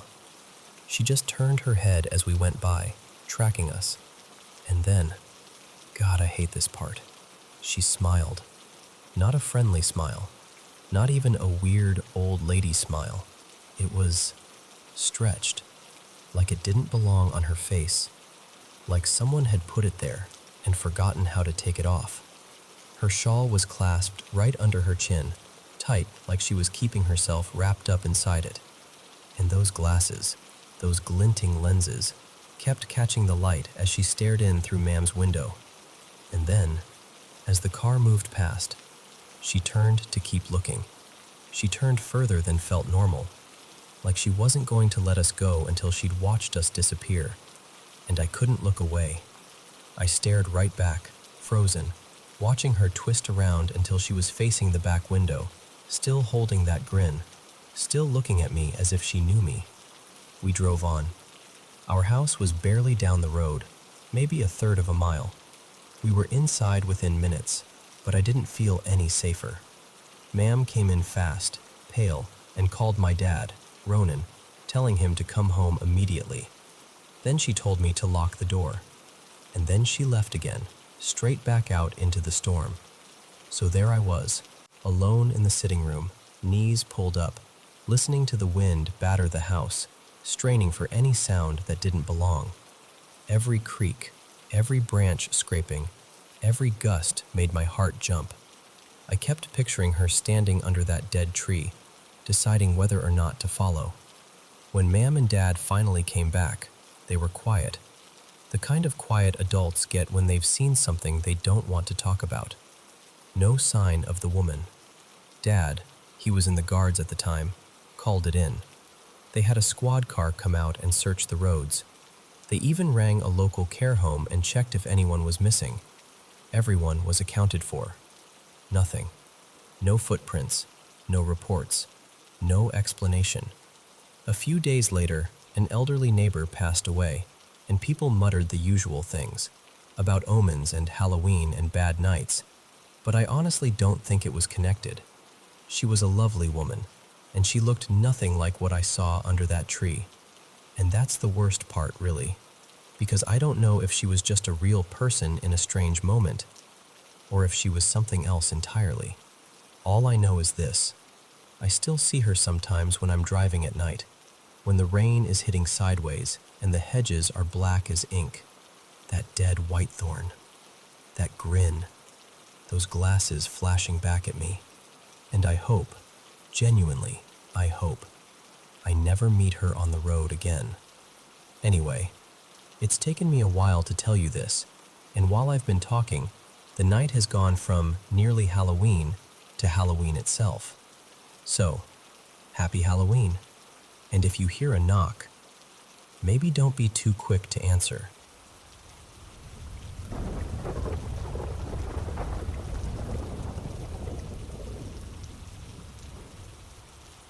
So, I moved into this little house about 8 years ago, and ever since then, it's been like the place has its own quiet secrets. It really kicked off maybe 2 years after I settled in. My son, Evan, started asking me this question that made no sense at all. He goes, "Mom, why are you walking around the house all night? Like every single night?" And I'm standing there thinking, what are you talking about? I told him straight up, "Evan, I'm not doing that. I'm asleep." But then the next night, it happened again. He heard the pacing, the movement, like someone just slowly circling through the rooms. And this time, he'd had enough. He swung his bedroom door open, ready to catch me, ready to say, "I told you it was you." Only, when he opened the door, the hallway was empty. No shadow, no footsteps, nothing. He checked the living room, the kitchen, everywhere. Then he came to my room, and there I was, dead asleep. He just stood there, confused, like his brain couldn't land on a conclusion. And that wasn't a one-time thing. It kept happening on and off until he eventually moved out to live with his partner. I can't even blame him. After a while, it gets under your skin, whether you want it to or not. Then there was this moment in the kitchen, just the two of us, right there together.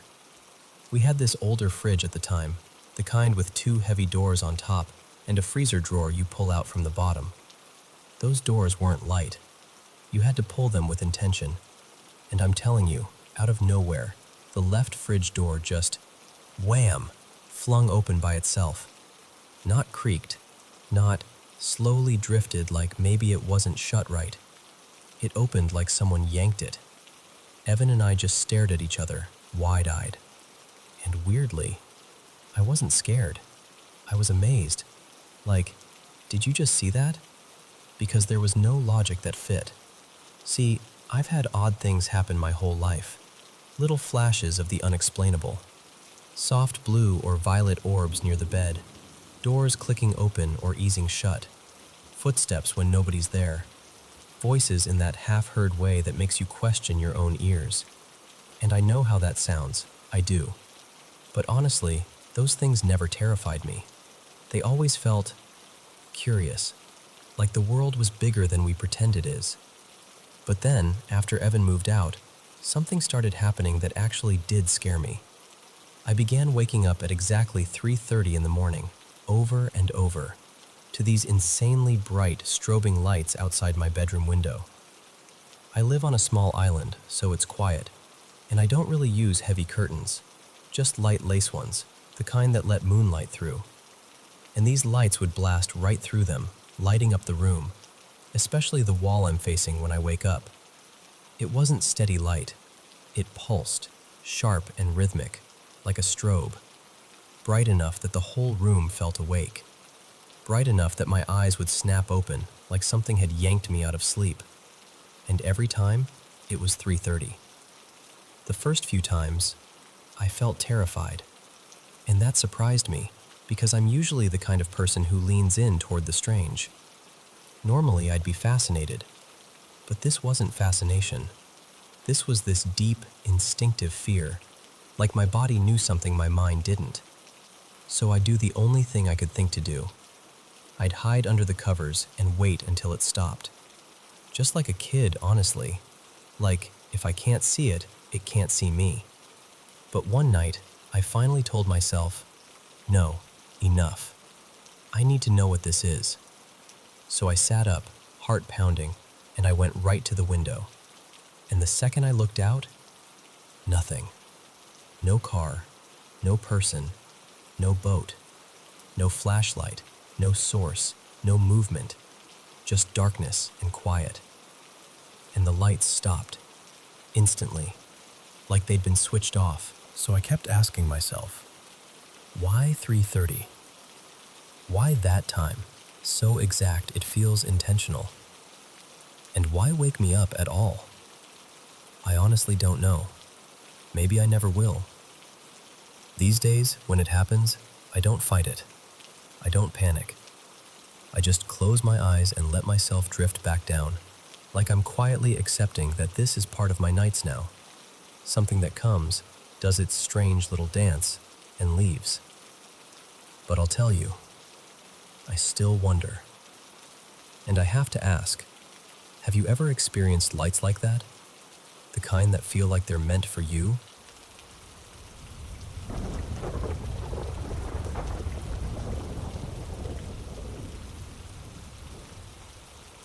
So, I've been into the dark stuff for as long as I can remember. Creepy, weird, paranormal, all of it. When I was way too young to be watching any of it, I somehow ended up seeing Child's Play and Night of the Living Dead as my first two horror movies.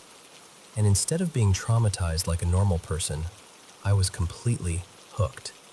As I got older, I branched out from just horror films and started binging anything that smelled like high strangeness. UFO sightings, cryptid stories, demon lore, you name it. But here's the thing. I've never been the type to just believe because something sounds spooky. I'm a show-me kind of person. Open-minded, sure, but skeptical. I always called myself an open-minded skeptic, like, I'll listen, but I'm not buying it without proof. And honestly, for most of my life, there wasn't proof. I'd lived in the same house in rural Indiana since I was a kid, and yeah, over the years, there were little moments that made you pause. The classic stuff. Thinking you saw a shadow shift in the basement corner. Hearing what sounded like someone talking, even though you were home alone. That, did the floorboard just creak like someone stepped on it? Feeling. The regular spooky seasoning every old house seems to come with. But nothing that ever made me sit back and go, okay, that's real. Until one night a few summers back. An event that scared me so badly I still get that cold, prickly feeling when I think about it. It was late July, the kind of heat that just sits on you like a wet blanket. We didn't have central air, so at night we do the usual. Windows cracked, fans going, trying to pull even a hint of breeze through the house. My mom, her name's Darlene, was working an overnight shift that week, something like 11 p.m. to 7 a.m. So it was just me and my little brother Noah at home. Noah had gone to bed hours earlier, and I was finally dragging myself towards sleep around, I don't know, maybe 2:30 in the morning? You know that routine when you're the last one awake? Turning off lights, checking locks, making sure you didn't leave anything weird on. The whole main floor was dark except for one lonely hall light. Just enough to see shapes in doorways, but not enough to feel truly comfortable. Let me paint you the layout because it matters. The hallway on the main floor kind of runs like a capital I. Off to one side is my mom's bedroom. Off the other side is the kitchen. Behind you, if you're standing in the hall, is the living room and dining area. Then the hallway stretches forward. At the far end, one direction leads to the stairs up to the bedrooms, and the other direction leads to the bathroom. Straight ahead, dead center, is the back door that goes out to our enclosed porch. That night, the porch door was open because it was cooler outside, and we were hoping the air would drift in. So I'm walking down that hallway, barefoot, half asleep, squinting into the dark porch opening. My plan was simple. Close the door, lock it, go upstairs, crash. I get to the doorway, I reach toward the door, and the moment I'm there, in that black rectangle of porch darkness, something makes a sound. Not a random creak, not a bump, not an animal scratching. A voice, right there. It sounded like someone was right up on the other side of the door, like their face was inches away from the gap. And it wasn't a clear sentence. It was this urgent, breathy, mumbled rush of words, like the way people sound in movies when they're chasing an elevator and the doors are closing. Wait, no, no, no. That's the closest I can describe it. Like pleading, like panic. Someone is out there. I froze for half a heartbeat, just long enough for every hair on my arms to lift. And then, this part is what really sticks with me. I felt a rush of air come toward me, like something moved fast in my direction, pushing cold air ahead of it. I didn't stop to think. I didn't try to be brave. Pure instinct took over. I slammed the porch door shut with everything I had, like I was trying to break it off the hinges, and I ran. I ran down the hallway so fast I nearly slipped, and I went straight into the kitchen and grabbed the first thing that felt like protection, a knife from the block. My heart was pounding so hard it felt like it was shaking my ribs, and I remember standing there in the dark kitchen, just out of view of the back door, holding that knife like it was going to do anything at all, listening for footsteps, for the porch door handle to jiggle, for someone to curse under their breath. Anything. But there was nothing. No footsteps, no scrambling, no banging, no porch creaks, just silence. The kind of silence that feels wrong because your body is screaming that something should be happening next. I stayed like that for a while. 5 minutes? 10? I don't know. Time does weird things when you're scared. Then I started moving through the house, checking windows, peering into dark rooms, trying to spot a shape outside. I even went into my mom's room and looked out her window, because from there you could see part of the porch. Nothing. Not a shadow. Not a person. Not movement. And the whole time, no sound at all. No retreat. No evidence. Eventually, after pacing around like a trapped animal and convincing myself that if someone had been out there, I would have heard them leave, I crept back toward the hallway. I turned the hall light off. Now the house was completely dark. I stood by the porch window and stared at the back door. It was shut. The lock was still in place. Everything was exactly as it should be. And that's when the reality of it hit me. Like my brain finally caught up with what my body already knew. It was nobody. So what did I hear? What whispered at me like it didn't want the door to close? And what was that rush of air, like something lunged forward without a body? That was the night my open-minded skeptic label kind of fell apart. Because something spoke to me from that porch darkness. Something I couldn't see, couldn't chase, couldn't explain, and it came at me like it was right there, reaching for the last second before I shut it out. And I can joke about horror movies all day long, but that was the first time I felt, deep in my bones, that something can be real even when it doesn't have a shape.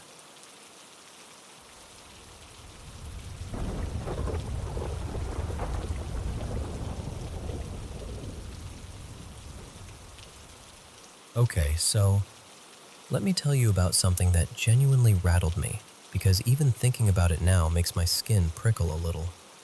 So last night, my partner, let's call her Maya, and I were doing our usual, together but doing our own thing vibe. I was out in the living room, half slouched in my chair, watching old UFC fights on streaming, and she was in the bedroom on her tablet, sketching with her stylus like she always does when she wants to relax. At some point, my eyes started doing that heavy lid thing where you're not asleep yet, but your body is already negotiating with gravity. And Maya comes out to check on me. She leans in and goes, real gentle, like she doesn't want to startle me. "Hey, you should come to bed." And I'm like, yeah, give me a minute. I'll be right there." I tell myself I'm going to watch just 10 more minutes. You know how that goes.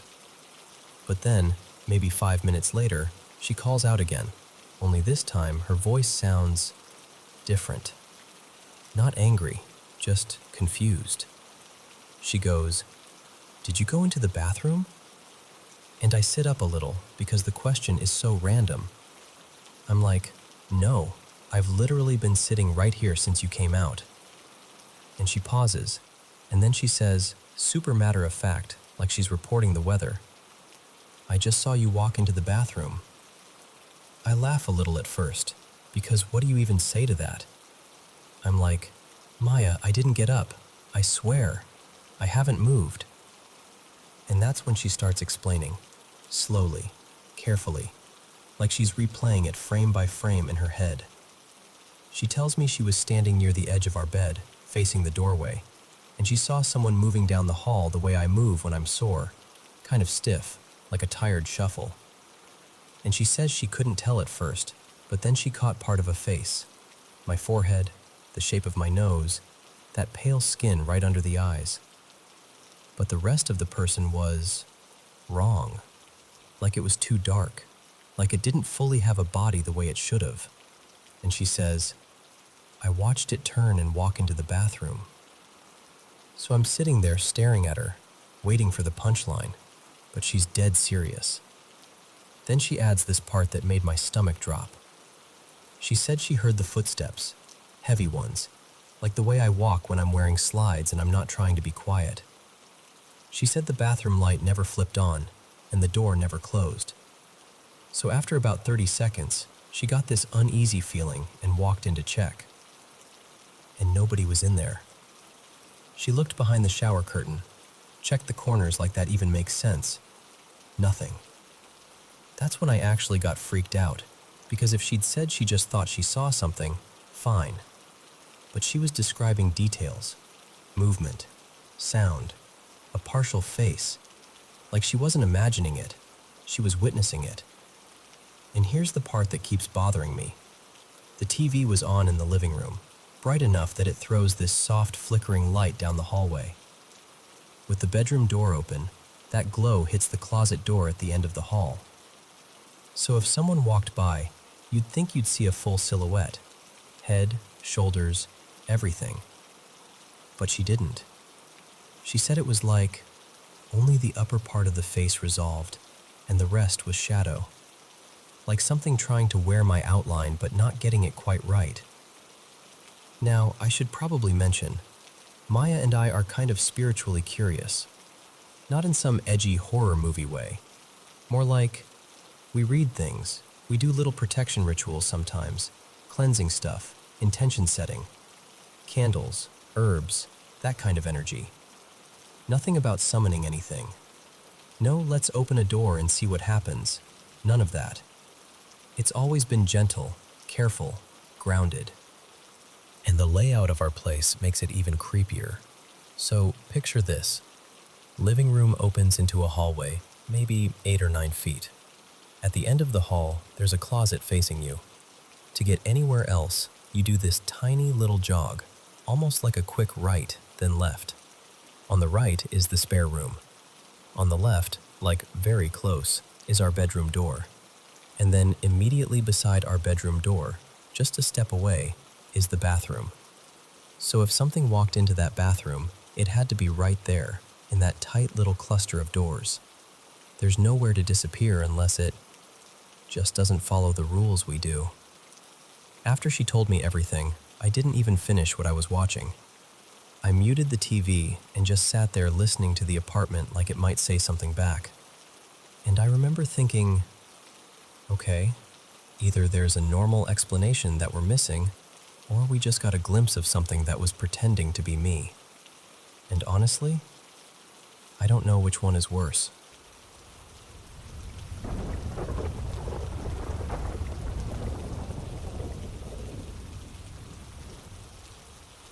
Okay, I need to tell you what's been happening because it honestly made me feel like I was losing my mind for a minute. So, I'm 28, and I've never had sleep paralysis. Never had anything weird at night. I'm usually the kind of person who knocks out and stays out. No insomnia history, nothing. But a few weeks ago, I decided I was finally going to cut back hard on smoking weed. Like, actually commit to it. I'd been using it daily for years, and I wanted a change. The first couple nights were totally fine. I was like, okay, maybe this won't be that bad. And then one night, I went to bed around midnight, and I started waking up constantly. Not just once, like every hour. I'd check the time, roll over, try again, and boom, awake again. By the third time I woke up, I turned onto my side and shut my eyes, trying to force myself back to sleep. And that's when it happened. This pressure built up in my head, like a heavy, strange squeeze, and then this high ringing sound started, quiet at first, and it kept getting louder. Louder and louder, like it was turning up inside my skull. It only lasted a few seconds, but it felt so intense that I snapped my eyes open. And in the corner of my room, I swear to you, I saw someone. A woman-shaped figure in a dark cloak, hair hanging forward like a curtain completely hiding her face. And next to her were two other shapes, tall, shadowy, almost like people but not quite solid, just there. My whole body went cold. I slammed my eyes shut and I started whispering, no, repeating like a mantra. I don't consent. You are not welcome here. You need to leave. Over and over. It was the only thing I could think to do. Like if I said it enough times, it would protect me. And when I finally got the courage to open my eyes again, the corner was empty. But I wasn't okay. My heart was pounding so hard it felt like it was trying to claw out of my chest. I was drenched in sweat, like I'd run a mile. I didn't fall asleep for a long time after that. I just lay there, staring at the room like it might happen again. A few nights later, I woke up in the middle of the night and felt that same head pressure starting again. The same ringing beginning to rise, like it was warming up. This time, I didn't even look. I just stayed still and kind of prayed quietly to myself until it passed. After that, I started sleeping with extra lights on. Not super bright, but enough that the room didn't feel like a black box. I kept thinking, if something's there, I want to see it. I don't want to be caught off guard. Then last night was the worst. I'd been tossing and turning for what felt like forever, barely sleeping. I woke up again, and the pressure hit harder than before, like someone tightened a band around my head. And when I shut my eyes, I started seeing these weird shapes and shifting patterns behind my eyelids, like shadows moving where shadows shouldn't be. I panicked, and I actually said out loud, like with my voice shaking, "Leave. Whatever you are, you're not welcome here. Go away." I didn't care how it sounded. I just needed it gone. And the thing that messes with me the most is, this only happens on nights when I don't smoke before bed. Like my body's used to it, and when I take it away, everything goes haywire. I'm trying to cut down for real, because I've been smoking multiple times a day for about 7 years, and now sleep feels like this scary place I don't want to go near. I've even tried taking melatonin, thinking maybe it'll knock me out and solve it, but it hasn't helped much. If anything, it just makes me feel drowsy and still anxious. So yeah, that's where I'm at. Lately, nighttime comes and I get this wave of anxiety like, what if that pressure starts again? What if I open my eyes and something's there? And I hate that, because sleep used to be the one place I felt safe.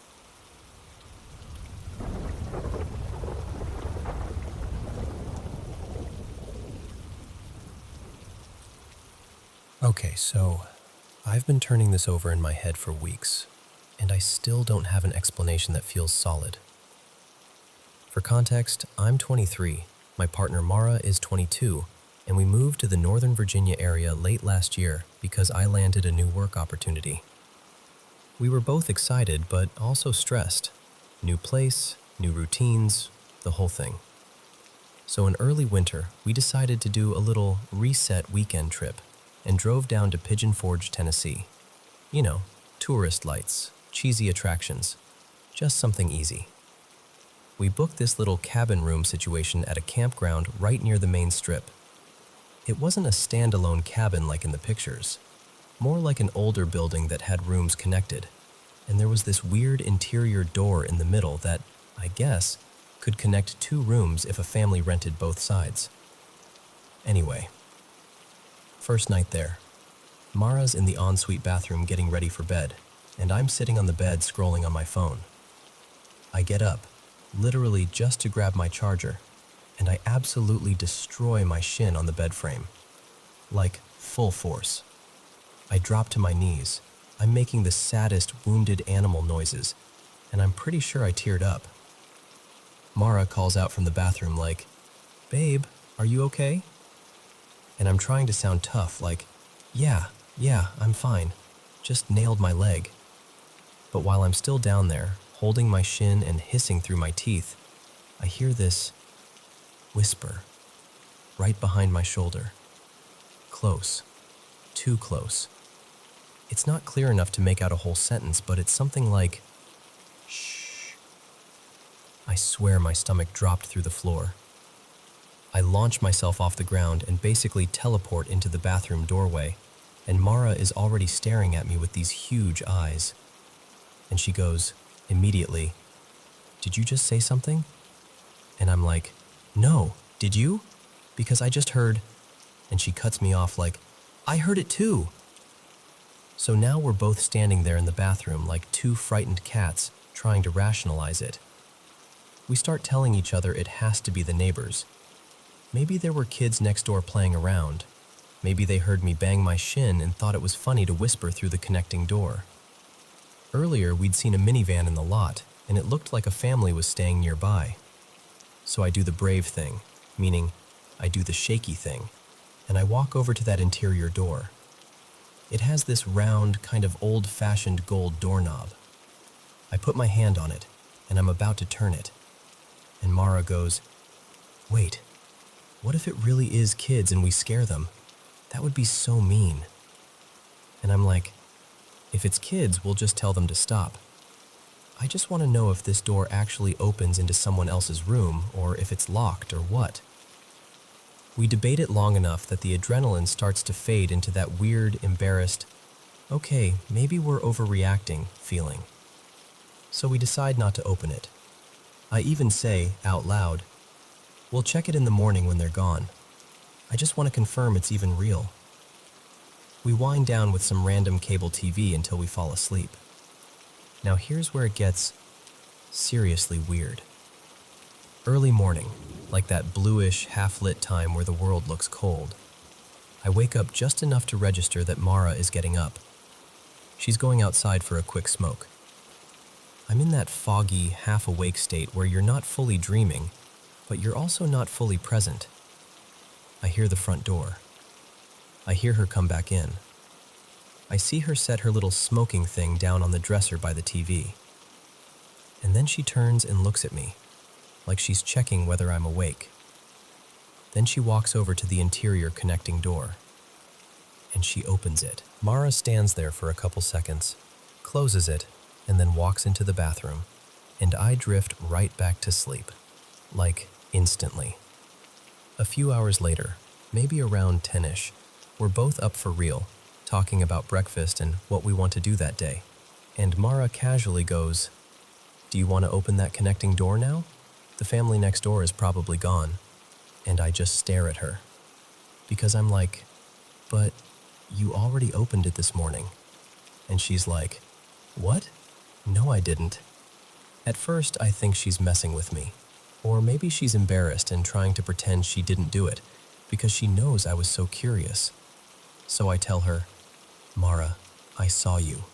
You went outside, came back, put your stuff on the dresser, looked at me, opened it, then went to the bathroom." And her face changes, like she goes pale. And she says, I did go outside. I did set it down. I remember the morning light. But I did not open that door. I wouldn't open it without you. I'm too scared. I got the strongest goosebumps, like full body, and I start pacing because I'm thinking, how do I explain what I saw? I can see it, the white door, the smaller knob, and what's freakiest is I also woke up with this weird sense of relief, like I'd gotten closure, like I didn't need to open it anymore, when the night before I was obsessed with checking. So I tell her, okay, then open it right now. Just do it with me here. She walks over, puts her hand on the knob the exact way I remember, and I sit down on the floor because my legs feel wobbly. She turns it, and there it is. The same exact setup I saw earlier. The interior door opens to reveal another white door facing us with that smaller gold knob. Mara kind of freaks out because she's like, I remember everything else you said. The light, where I set my stuff, it's still there. And she's right. It's still on the dresser, exactly where I described. So we spend the whole day trying to label it as something normal. Sleepwalking? False memory? A dream stitched into reality? But it didn't feel like a dream. It felt like I witnessed something that didn't match what actually happened. My mom, who is pretty spiritual, says maybe it was something comforting, like the whisper was meant to calm me down after I hurt myself, and then the whole door moment was meant to ease the obsessing and the fear. Like, you don't need to know what's behind it. It's fine. I don't know. I'm not even saying I believe that. I'm just saying it's the only explanation anyone has offered that isn't, your brain is glitching. And then, because apparently that wasn't enough, we had a second thing happen. This one was yesterday morning, and it's the reason I finally started telling people outside our circle. We're living in a hotel right now because of work, just temporarily. We both wake up early, around 6:30. Yesterday I was doing that thing where you snooze an alarm and bargain with yourself for 5 more minutes. I remember half waking at 6:41 and setting a timer for 5 minutes. Then I knocked out hard again. Mara was already in the bathroom, and suddenly I hear her voice, tight and scared, calling my name. Did you hear that? I'm instantly awake in that something's wrong way, and I stumble into the bathroom like, hear what? And she tells me, I heard a deep voice say, wake up. She said it didn't sound like a person in the hallway. It sounded close, like it was in the room, but also not like any normal voice. She described it like it had this weird, clipped, almost recorded quality, like a phrase played from a tape.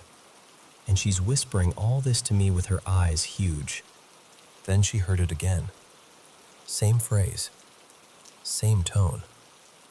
Wake up. And while she's telling me this, my timer goes off, my 5-minute timer that I set while half asleep. So it literally did wake me up. And I know how that sounds, I know. But we just stood there in the bathroom staring at each other like, what are we supposed to do with that? Because 2 separate times now, we've both heard something we can't place.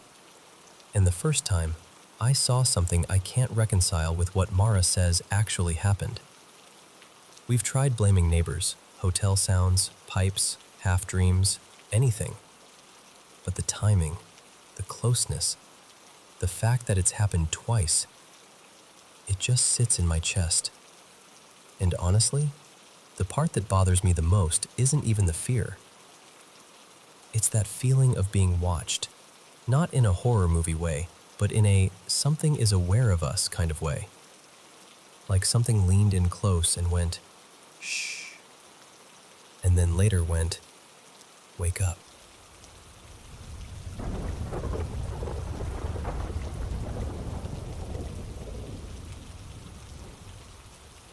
So, I live out of the back of my truck. I bounce from seasonal job to seasonal job, and when I'm off the clock, I'm usually tucked away on public land. Forest roads, BLM stretches, state-managed spots, places where nobody bothers you as long as you respect the land.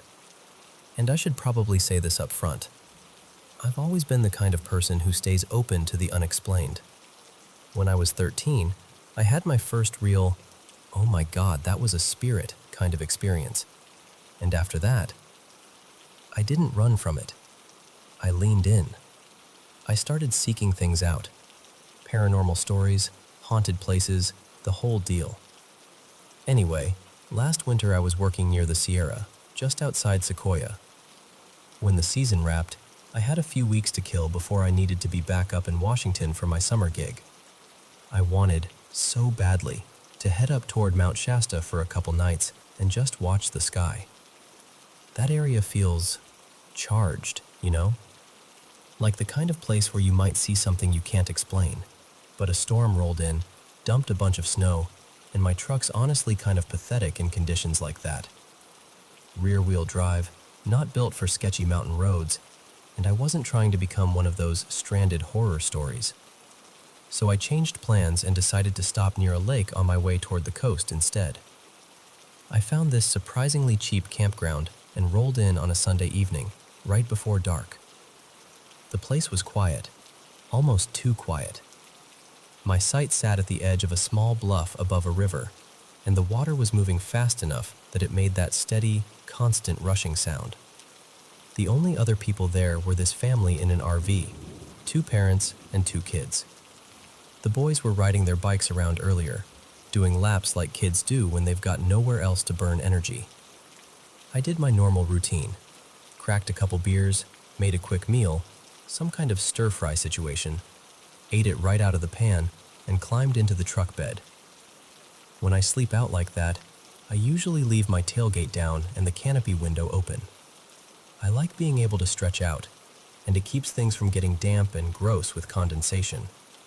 It's just comfortable. Like the closest thing I have to sleeping with the windows open at home. So I'm out, dead asleep. And then I snap awake. First thing I do, always, is check the time. It was 2:03 a.m. I remember because I was annoyed. Like, great, it's not even close to morning. And I was unbelievably thirsty. Like the kind of thirsty where your brain is panicking a little. I grabbed my water jug, the big one, and tried to refill my bottle in the dark with my lantern going, half asleep and clumsy. I spilled water all over myself, splashed my sleeping bag, and I'm whisper cussing at the universe, trying to mop it up with a shirt, making way more noise than I realized. Then I started to settle. I reached for the lantern to turn it off, and I heard something. At first, I couldn't even place it because I'd been making such a racket. I thought maybe it was just a weird echo, or a distant animal, or my brain filling in sounds the way it does when you wake up too fast. I went to reach for the lantern again, and I heard it clearly. A voice, from down toward the river. It said, "Help." Just one word. And it sounded like a kid, like an 8 or 9-year-old boy. Immediately, my mind snapped to that family in the RV. Those boys had been riding bikes earlier. My body moved before my thoughts did. I pulled my boots on fast, heart thumping, and I started to swing my legs toward the tailgate like I was about to climb out and run down there. And then I heard it again, and everything in me froze, because the second time, it didn't sound right. Not like an animal cry exactly. Not like a human voice either. More like a blend. Like whatever made the sound had learned the word, but didn't understand how to be a person. I'm telling you, every hair on my body stood straight up. It felt like my gut grabbed me by the spine and yanked me backward. That instant, primal message, do not go down there. So I slammed the tailgate up, shoved the canopy window shut, hard, and then I realized, too late, that I couldn't properly lock either one from inside. So now I'm lying there in the dark, in the bed of my truck, with a hatchet beside me and a knife in reach, feeling ridiculous and terrified at the same time.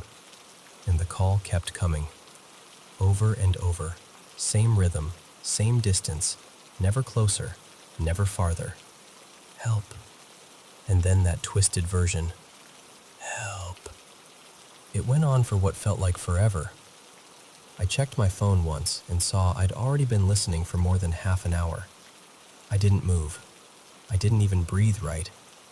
I just stared into the dark and listened to the river rush underneath it all. And then, just as suddenly as it started, it stopped. No footsteps, no splash, no crying, no yelling from the RV. Nothing. Just the river, like it had been the whole time. I've lived in the woods a lot. I've heard mountain lions screaming like women. I've heard bobcats and foxes and all kinds of stuff that makes your blood run cold when you don't know what it is. I've heard animals make sounds you'd swear were words if you caught them at the wrong angle in the dark. But this wasn't that. It didn't fit. And I've never felt fear like that. Like the kind that doesn't come from a thought. It comes from somewhere older than thinking. And the thing is, I didn't leave. I stayed 2 more nights in that same site because part of me needed to know if it would happen again. I've always believed moving water can hold on to energy, like it carries things, or leaves impressions behind. So I set alarms, 2:03 a.m., both nights. And I listened. Nothing. Not a single help. Not even a weird animal call. Just the river and the normal night sounds. So that's it. That's what happened. And I'd honestly love to hear what you think, because I know there's more than one explanation. But I also know what my mind immediately jumped to, and I can't shake the feeling that whatever it was wanted me to come down to the water.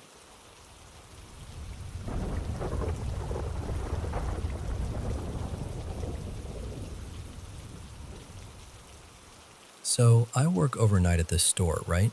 And it's not a 24-hour place, so once the doors lock, it's just us employees in this big, quiet building. No customers, no random people wandering in. Just the hum of the lights, the occasional clatter, and that weird feeling you get when you realize how loud silence can be. I've only been there about 8 months, and I'll be honest, this store has had a vibe since my very first night.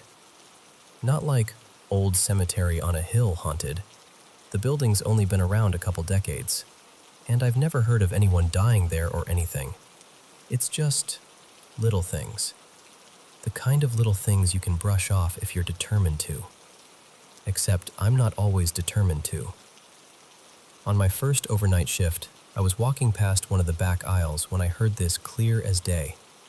An older man's voice, kind of raspy, going, "Hey, sweetheart." And I froze because there was no older man. There wasn't even an older employee on nights. Nobody that voice could belong to. It wasn't muffled. It wasn't distant. It was right there, like someone speaking over my shoulder. After that, it was like the store started showing off. The bathroom sinks, those sensor ones, will sometimes just kick on by themselves. Like full blast, no hands anywhere near them. One night, I got so fed up I literally said out loud, "Okay, seriously, can you stop?" And I swear to you, it turned off immediately. Like it understood me. Like it was listening. Then there's the bread aisle. I've seen loaves slide off the shelf like someone flicked them. Not fall straight down, slide out and drop like they were nudged. Once, a bag actually popped off and landed way farther than it should have, like it got tossed. Not launched across the whole store or anything, but enough to make you go, "Come on." And I do believe in ghosts. I've lived in places where things happened. I've worked in buildings that had that heavy, watchful feeling. So I kept telling myself, all right, maybe it's just haunted. Weird, but whatever. But tonight was different. Before I tell you the big part, you need to understand something about the atmosphere at this job. Most nights, the energy is nasty. People are snippy, tense, complaining, like everyone walked in already irritated. It's this constant low-grade hostility that makes the whole shift feel longer than it is. And then tonight, it was almost pleasant. People were joking, being helpful, just lighter. It felt like we were all finally having a normal night for once. And that's why I think it noticed. Everything was going smooth until we were pulling a cardboard bale out of the baler. If you've never seen one, it's basically this giant compressed block tied with metal bands. Anyway, we're getting ready to move it, and suddenly every single band snaps, one after another. Just bang, bang, bang. Nobody was touching it. The pallet jack wasn't against it. There was no pressure on it. It didn't make sense. We all kind of jumped, then laughed it off like, okay, that was dramatic. I shrugged because stuff breaks. Fine. But after that, the night started feeling watched. So I'm like, cool, Evan's working prep. And I turn to keep walking. And that's when I hear the cart roll. I hear the door push open behind me, and I hear those wheels, squeaky, uneven, like one wheel doesn't want to cooperate. And I hear it coming up behind me, like he's about to follow me out. But I didn't hear footsteps. And Evan wears these heavy rain boots. Everyone knows his boots because you can hear him coming from halfway down an aisle. Thud, thud, thud, even on carpet. But behind me, no boot thuds, just the cart. And I don't know how to explain this part without sounding ridiculous, but something in my body, like pure instinct, went, don't turn around. Not fear exactly, just this strong, immediate knowing that I wasn't supposed to look. So I didn't. I kept walking like everything was normal, even though my skin was prickling. I told myself maybe I just missed the sound. Maybe the cart was closer than I thought. Maybe... whatever. I finished the walk. A few minutes later, I went to the front doors to unlock them for the employees on break outside, so they could come back in. We keep the building locked down overnight, so they have to knock or wait for someone to let them in. I unlock the doors, and the first person who walks in is Evan. And I swear my stomach dropped because he's coming in from the parking lot. He'd been sitting in his car on break. He hadn't been inside for at least 15 minutes. And there he is, in those same heavy boots, thudding across the entryway like a walking drum. So I'm standing there trying to keep my face normal, and I'm like, hey, were you just in food prep? And he looks at me like I'm crazy and goes, no, I've been outside. So then I'm thinking maybe someone else was in there. Maybe I saw the wrong person. Maybe... But no. I ask him, did you have someone with you back there? He says, nope, I'm alone tonight. I ask other employees. I ask people working close enough to have seen that prep room door. I ask, was anyone behind me back there? Did you see Evan in prep? And they all say no. One of them even says, I didn't see anyone come out. And that's when my brain starts doing that awful thing where it tries to fix reality by blaming you. Like maybe I imagined it. Maybe I'm exhausted. Maybe I'm stressed. Maybe... But I know what I saw. I saw his hat, his uniform, his jacket. I heard the boxes hitting the cart. I heard that cart roll up behind me. I heard the door open.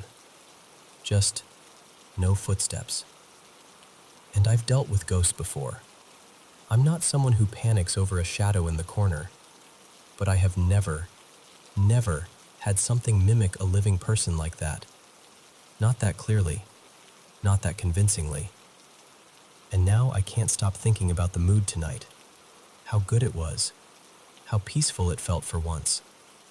And then it's like something tried to yank the tension back into the room, snapping bands, pulling this weird little performance in the prep area, making me second guess what I know is true. It feels like it's feeding off the environment, like it wants people uneasy, paranoid, arguing, like it can't stand it when things are calm.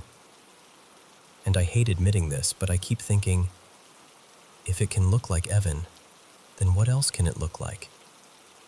because that wasn't just haunted store stuff. That felt like something pretending, like something wearing a person for a minute.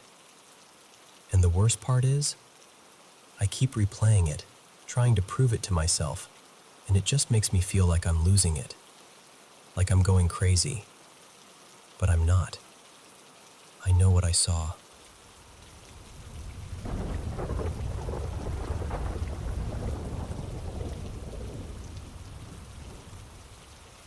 Hey, so I'm going to tell you a story that's really close to my heart, and I'll be honest with you right up front. It's part love letter to where I'm from, and part something else.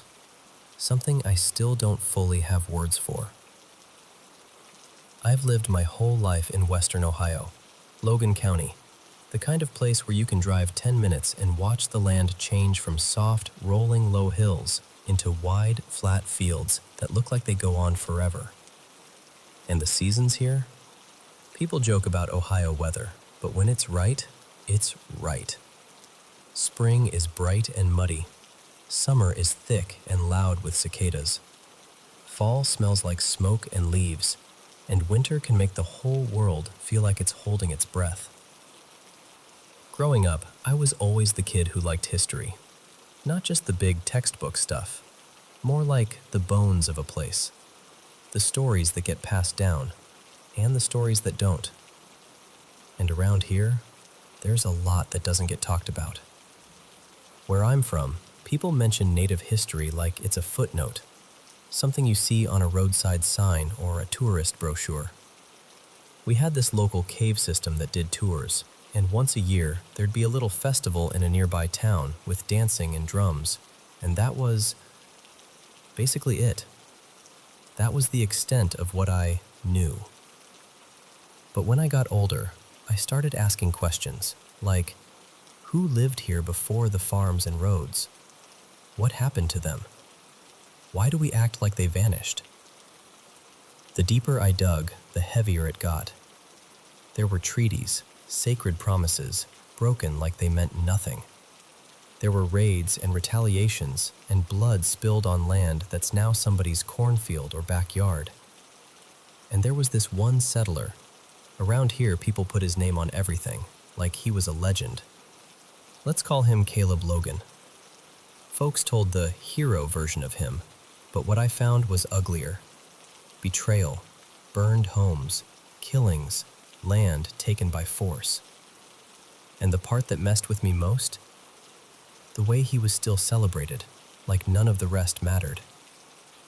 My own school, when I was a teenager, had him as a mascot. Can you imagine? You grow up chanting a name at games, and then one day you learn what that name cost other people. It made my stomach turn. It still does. Anyway, that's the backdrop. That's the soil this whole thing grows out of. When I was 13, my mom married a local guy, Darren, a farmer with quiet eyes and hands that always smelled like diesel and hay. We moved out of town and onto his place, and at first, I hated leaving the streets I knew, the friends I could walk to, the feeling of being close to everything.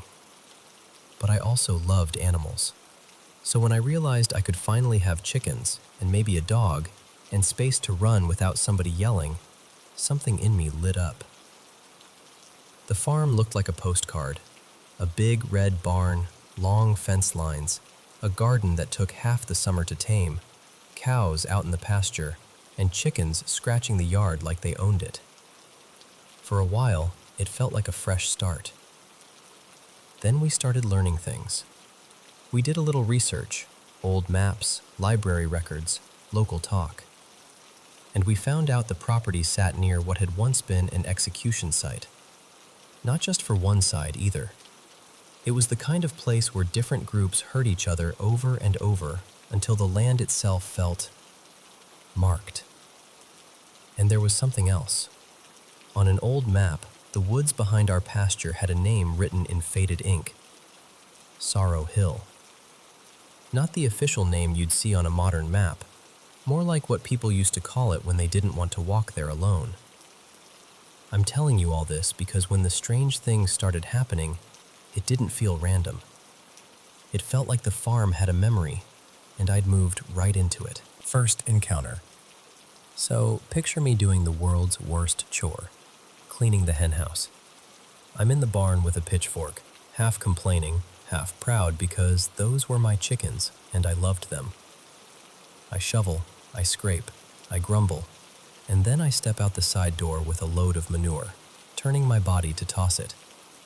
And there's a dog just a few feet away. Only it isn't a dog. It looks kind of like a coyote, but bigger, tall, tan, too lanky, and still. Not curious still either, more like it had been there the whole time and was just letting me notice. I froze so hard it felt like my face went numb, and I remember thinking very clearly, if I move, it'll move. We stared at each other, 5 seconds maybe, long enough that the whole world narrowed down to its eyes. Then it turned its head, slow, deliberate, and walked away. But the way it walked, it was wrong. Like the motion didn't match the body. Like watching an old computer animation where something moves through the world instead of in it. And then it went right through the fence. Not under it, not between boards, through it. And the chickens, right there, scratching and clucking, didn't react. Not even a pause, like they couldn't see it at all. I dropped the pitchfork and ran into the house shaking. Mom tried to calm me down, told me it had to be some kind of coy dog, some odd angle, some trick of light. But I saw what I saw, and you don't forget the feeling of your body turning cold like that. Second encounter. I've always loved fishing, even when there's nothing to catch. I would have fished a puddle if you handed me a pole. One afternoon, I begged Darren to tell me where the nearest creek was, and he said there was one way back in the woods.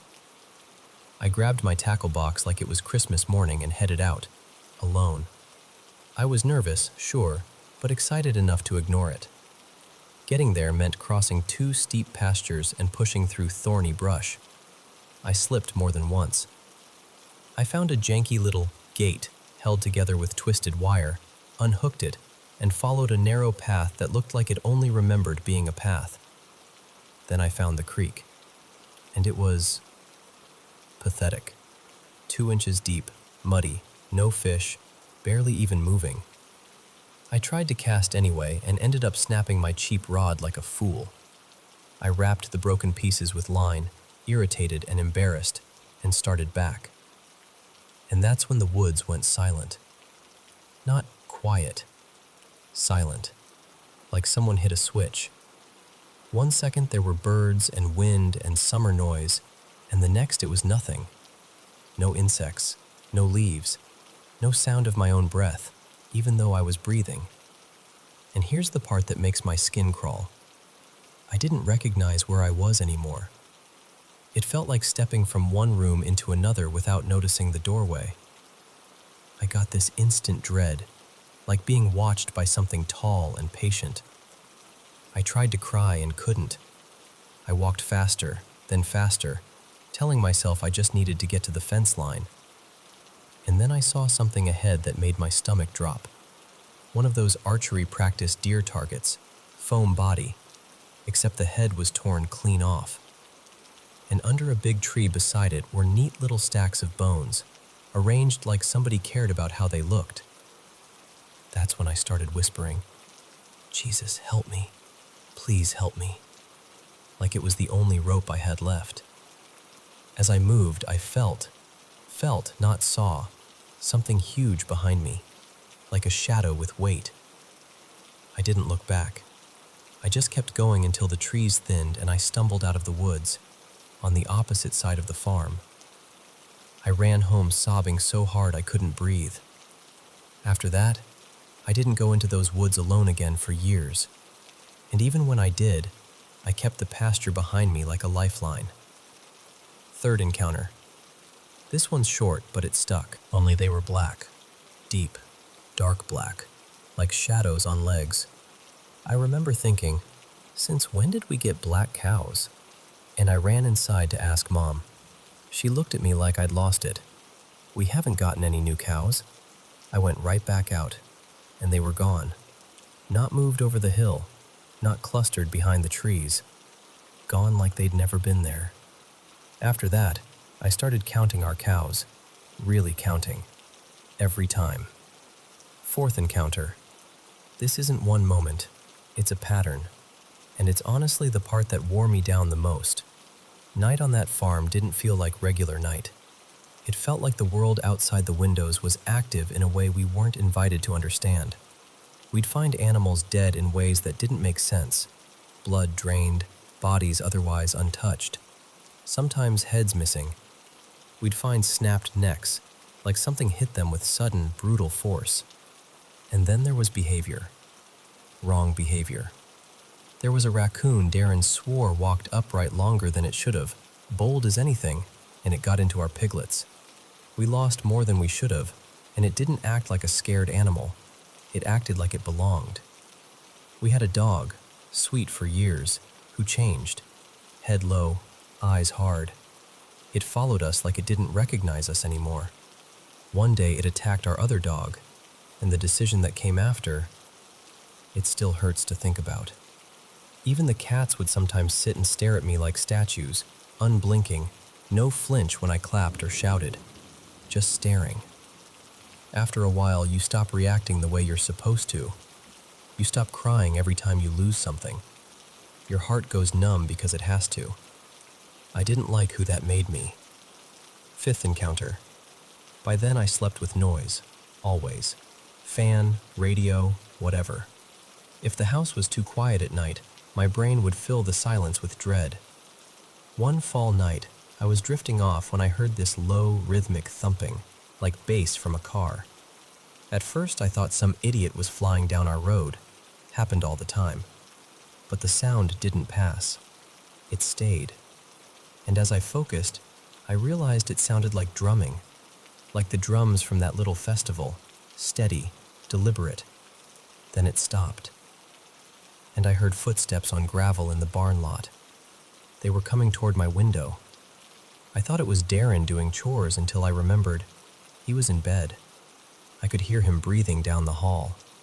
And then, right outside my window, something whispered through a little gap near the AC panel. Not English, not anything I recognized. An old-sounding language, like it belonged to the air itself. The moment it started, my whole body went heavy. Cold washed over me, slow and thick, like my blood turned to syrup. I couldn't move. I could barely breathe. I just lay there listening, trapped inside my own skin. When I finally managed to throw myself out of bed, I didn't even walk right. I kind of dragged myself, like my limbs forgot how to work. I got to my mom's door and tried to yell, but it came out warped and shaky, like I was underwater. There's somebody at my window. Mom came into my room and stopped dead. "It's cold," she said. "This room is wrong." She prayed with me. She held my hand until my shaking eased, and eventually, I crawled back into bed and stared at the ceiling until morning. When the sun came up, we checked outside. No footprints, no scratches, no sign. And here's what still bothers me. Our geese slept right under that window, and they honked at everything. A raccoon sneeze, a branch snap, anything. But that night? Nothing. Like whatever was there didn't register to them. Sixth encounter. This one. This one is the image that follows me. So I walked down toward a soggy little low spot where old junk might have been dumped. The detector started clicking, and I followed the signal to this thin tree bent slightly sideways. And in the branches, I saw clumps of fur and skin, tied up like knots, like trophies. I recognized the coloring. It looked like our missing cats. My stomach flipped. I felt sick, like the world tilted. I turned toward the edge of the woods and just knew. That feeling you get when you realize you've stepped onto someone else's territory and they're deciding what to do about it. I started back up the hill, heart hammering, trying to figure out how to tell Mom what I'd seen. Halfway up, I turned around, and right at the tree line, low to the ground, was something on all fours. It was long and skinny, too skinny, like a starved animal stretched wrong. Its skin was pale, ash-colored, pulled tight over its body. And its head was human-shaped, but the face looked more like a skull wrapped in skin. The eyes were so deep-set I couldn't even see them clearly. The back legs were bowed in a way that reminded me of a frog, like it could spring without warning. I stood there in that split second where fear usually wins, and for once, just once, I felt something else rise up. Anger. Pure, blazing anger. Years of animals lost, nights ruined, my mom's grief, my own helplessness. Everything boiled up at once. I lifted my arm and shouted, "I know you're there!" And it reacted like I'd struck it. It jumped, fast, almost unreal, into the brush, and it was gone. I've never seen it again, and I've never gone into those woods to look for it. Not really. I'm not brave like that. I'm not stupid like that. But in that moment, I needed it to know I wasn't just prey in my own home. And listen, I'm not telling you this to convince you of anything. I'm not trying to win an argument about what's possible. I'm telling you because it shaped me, because it was my childhood, because the place I love, my beautiful Ohio, my 4 seasons, my wide fields, also holds shadows people don't want to name. And sometimes I wonder if the land remembers everything. Sometimes I think it does.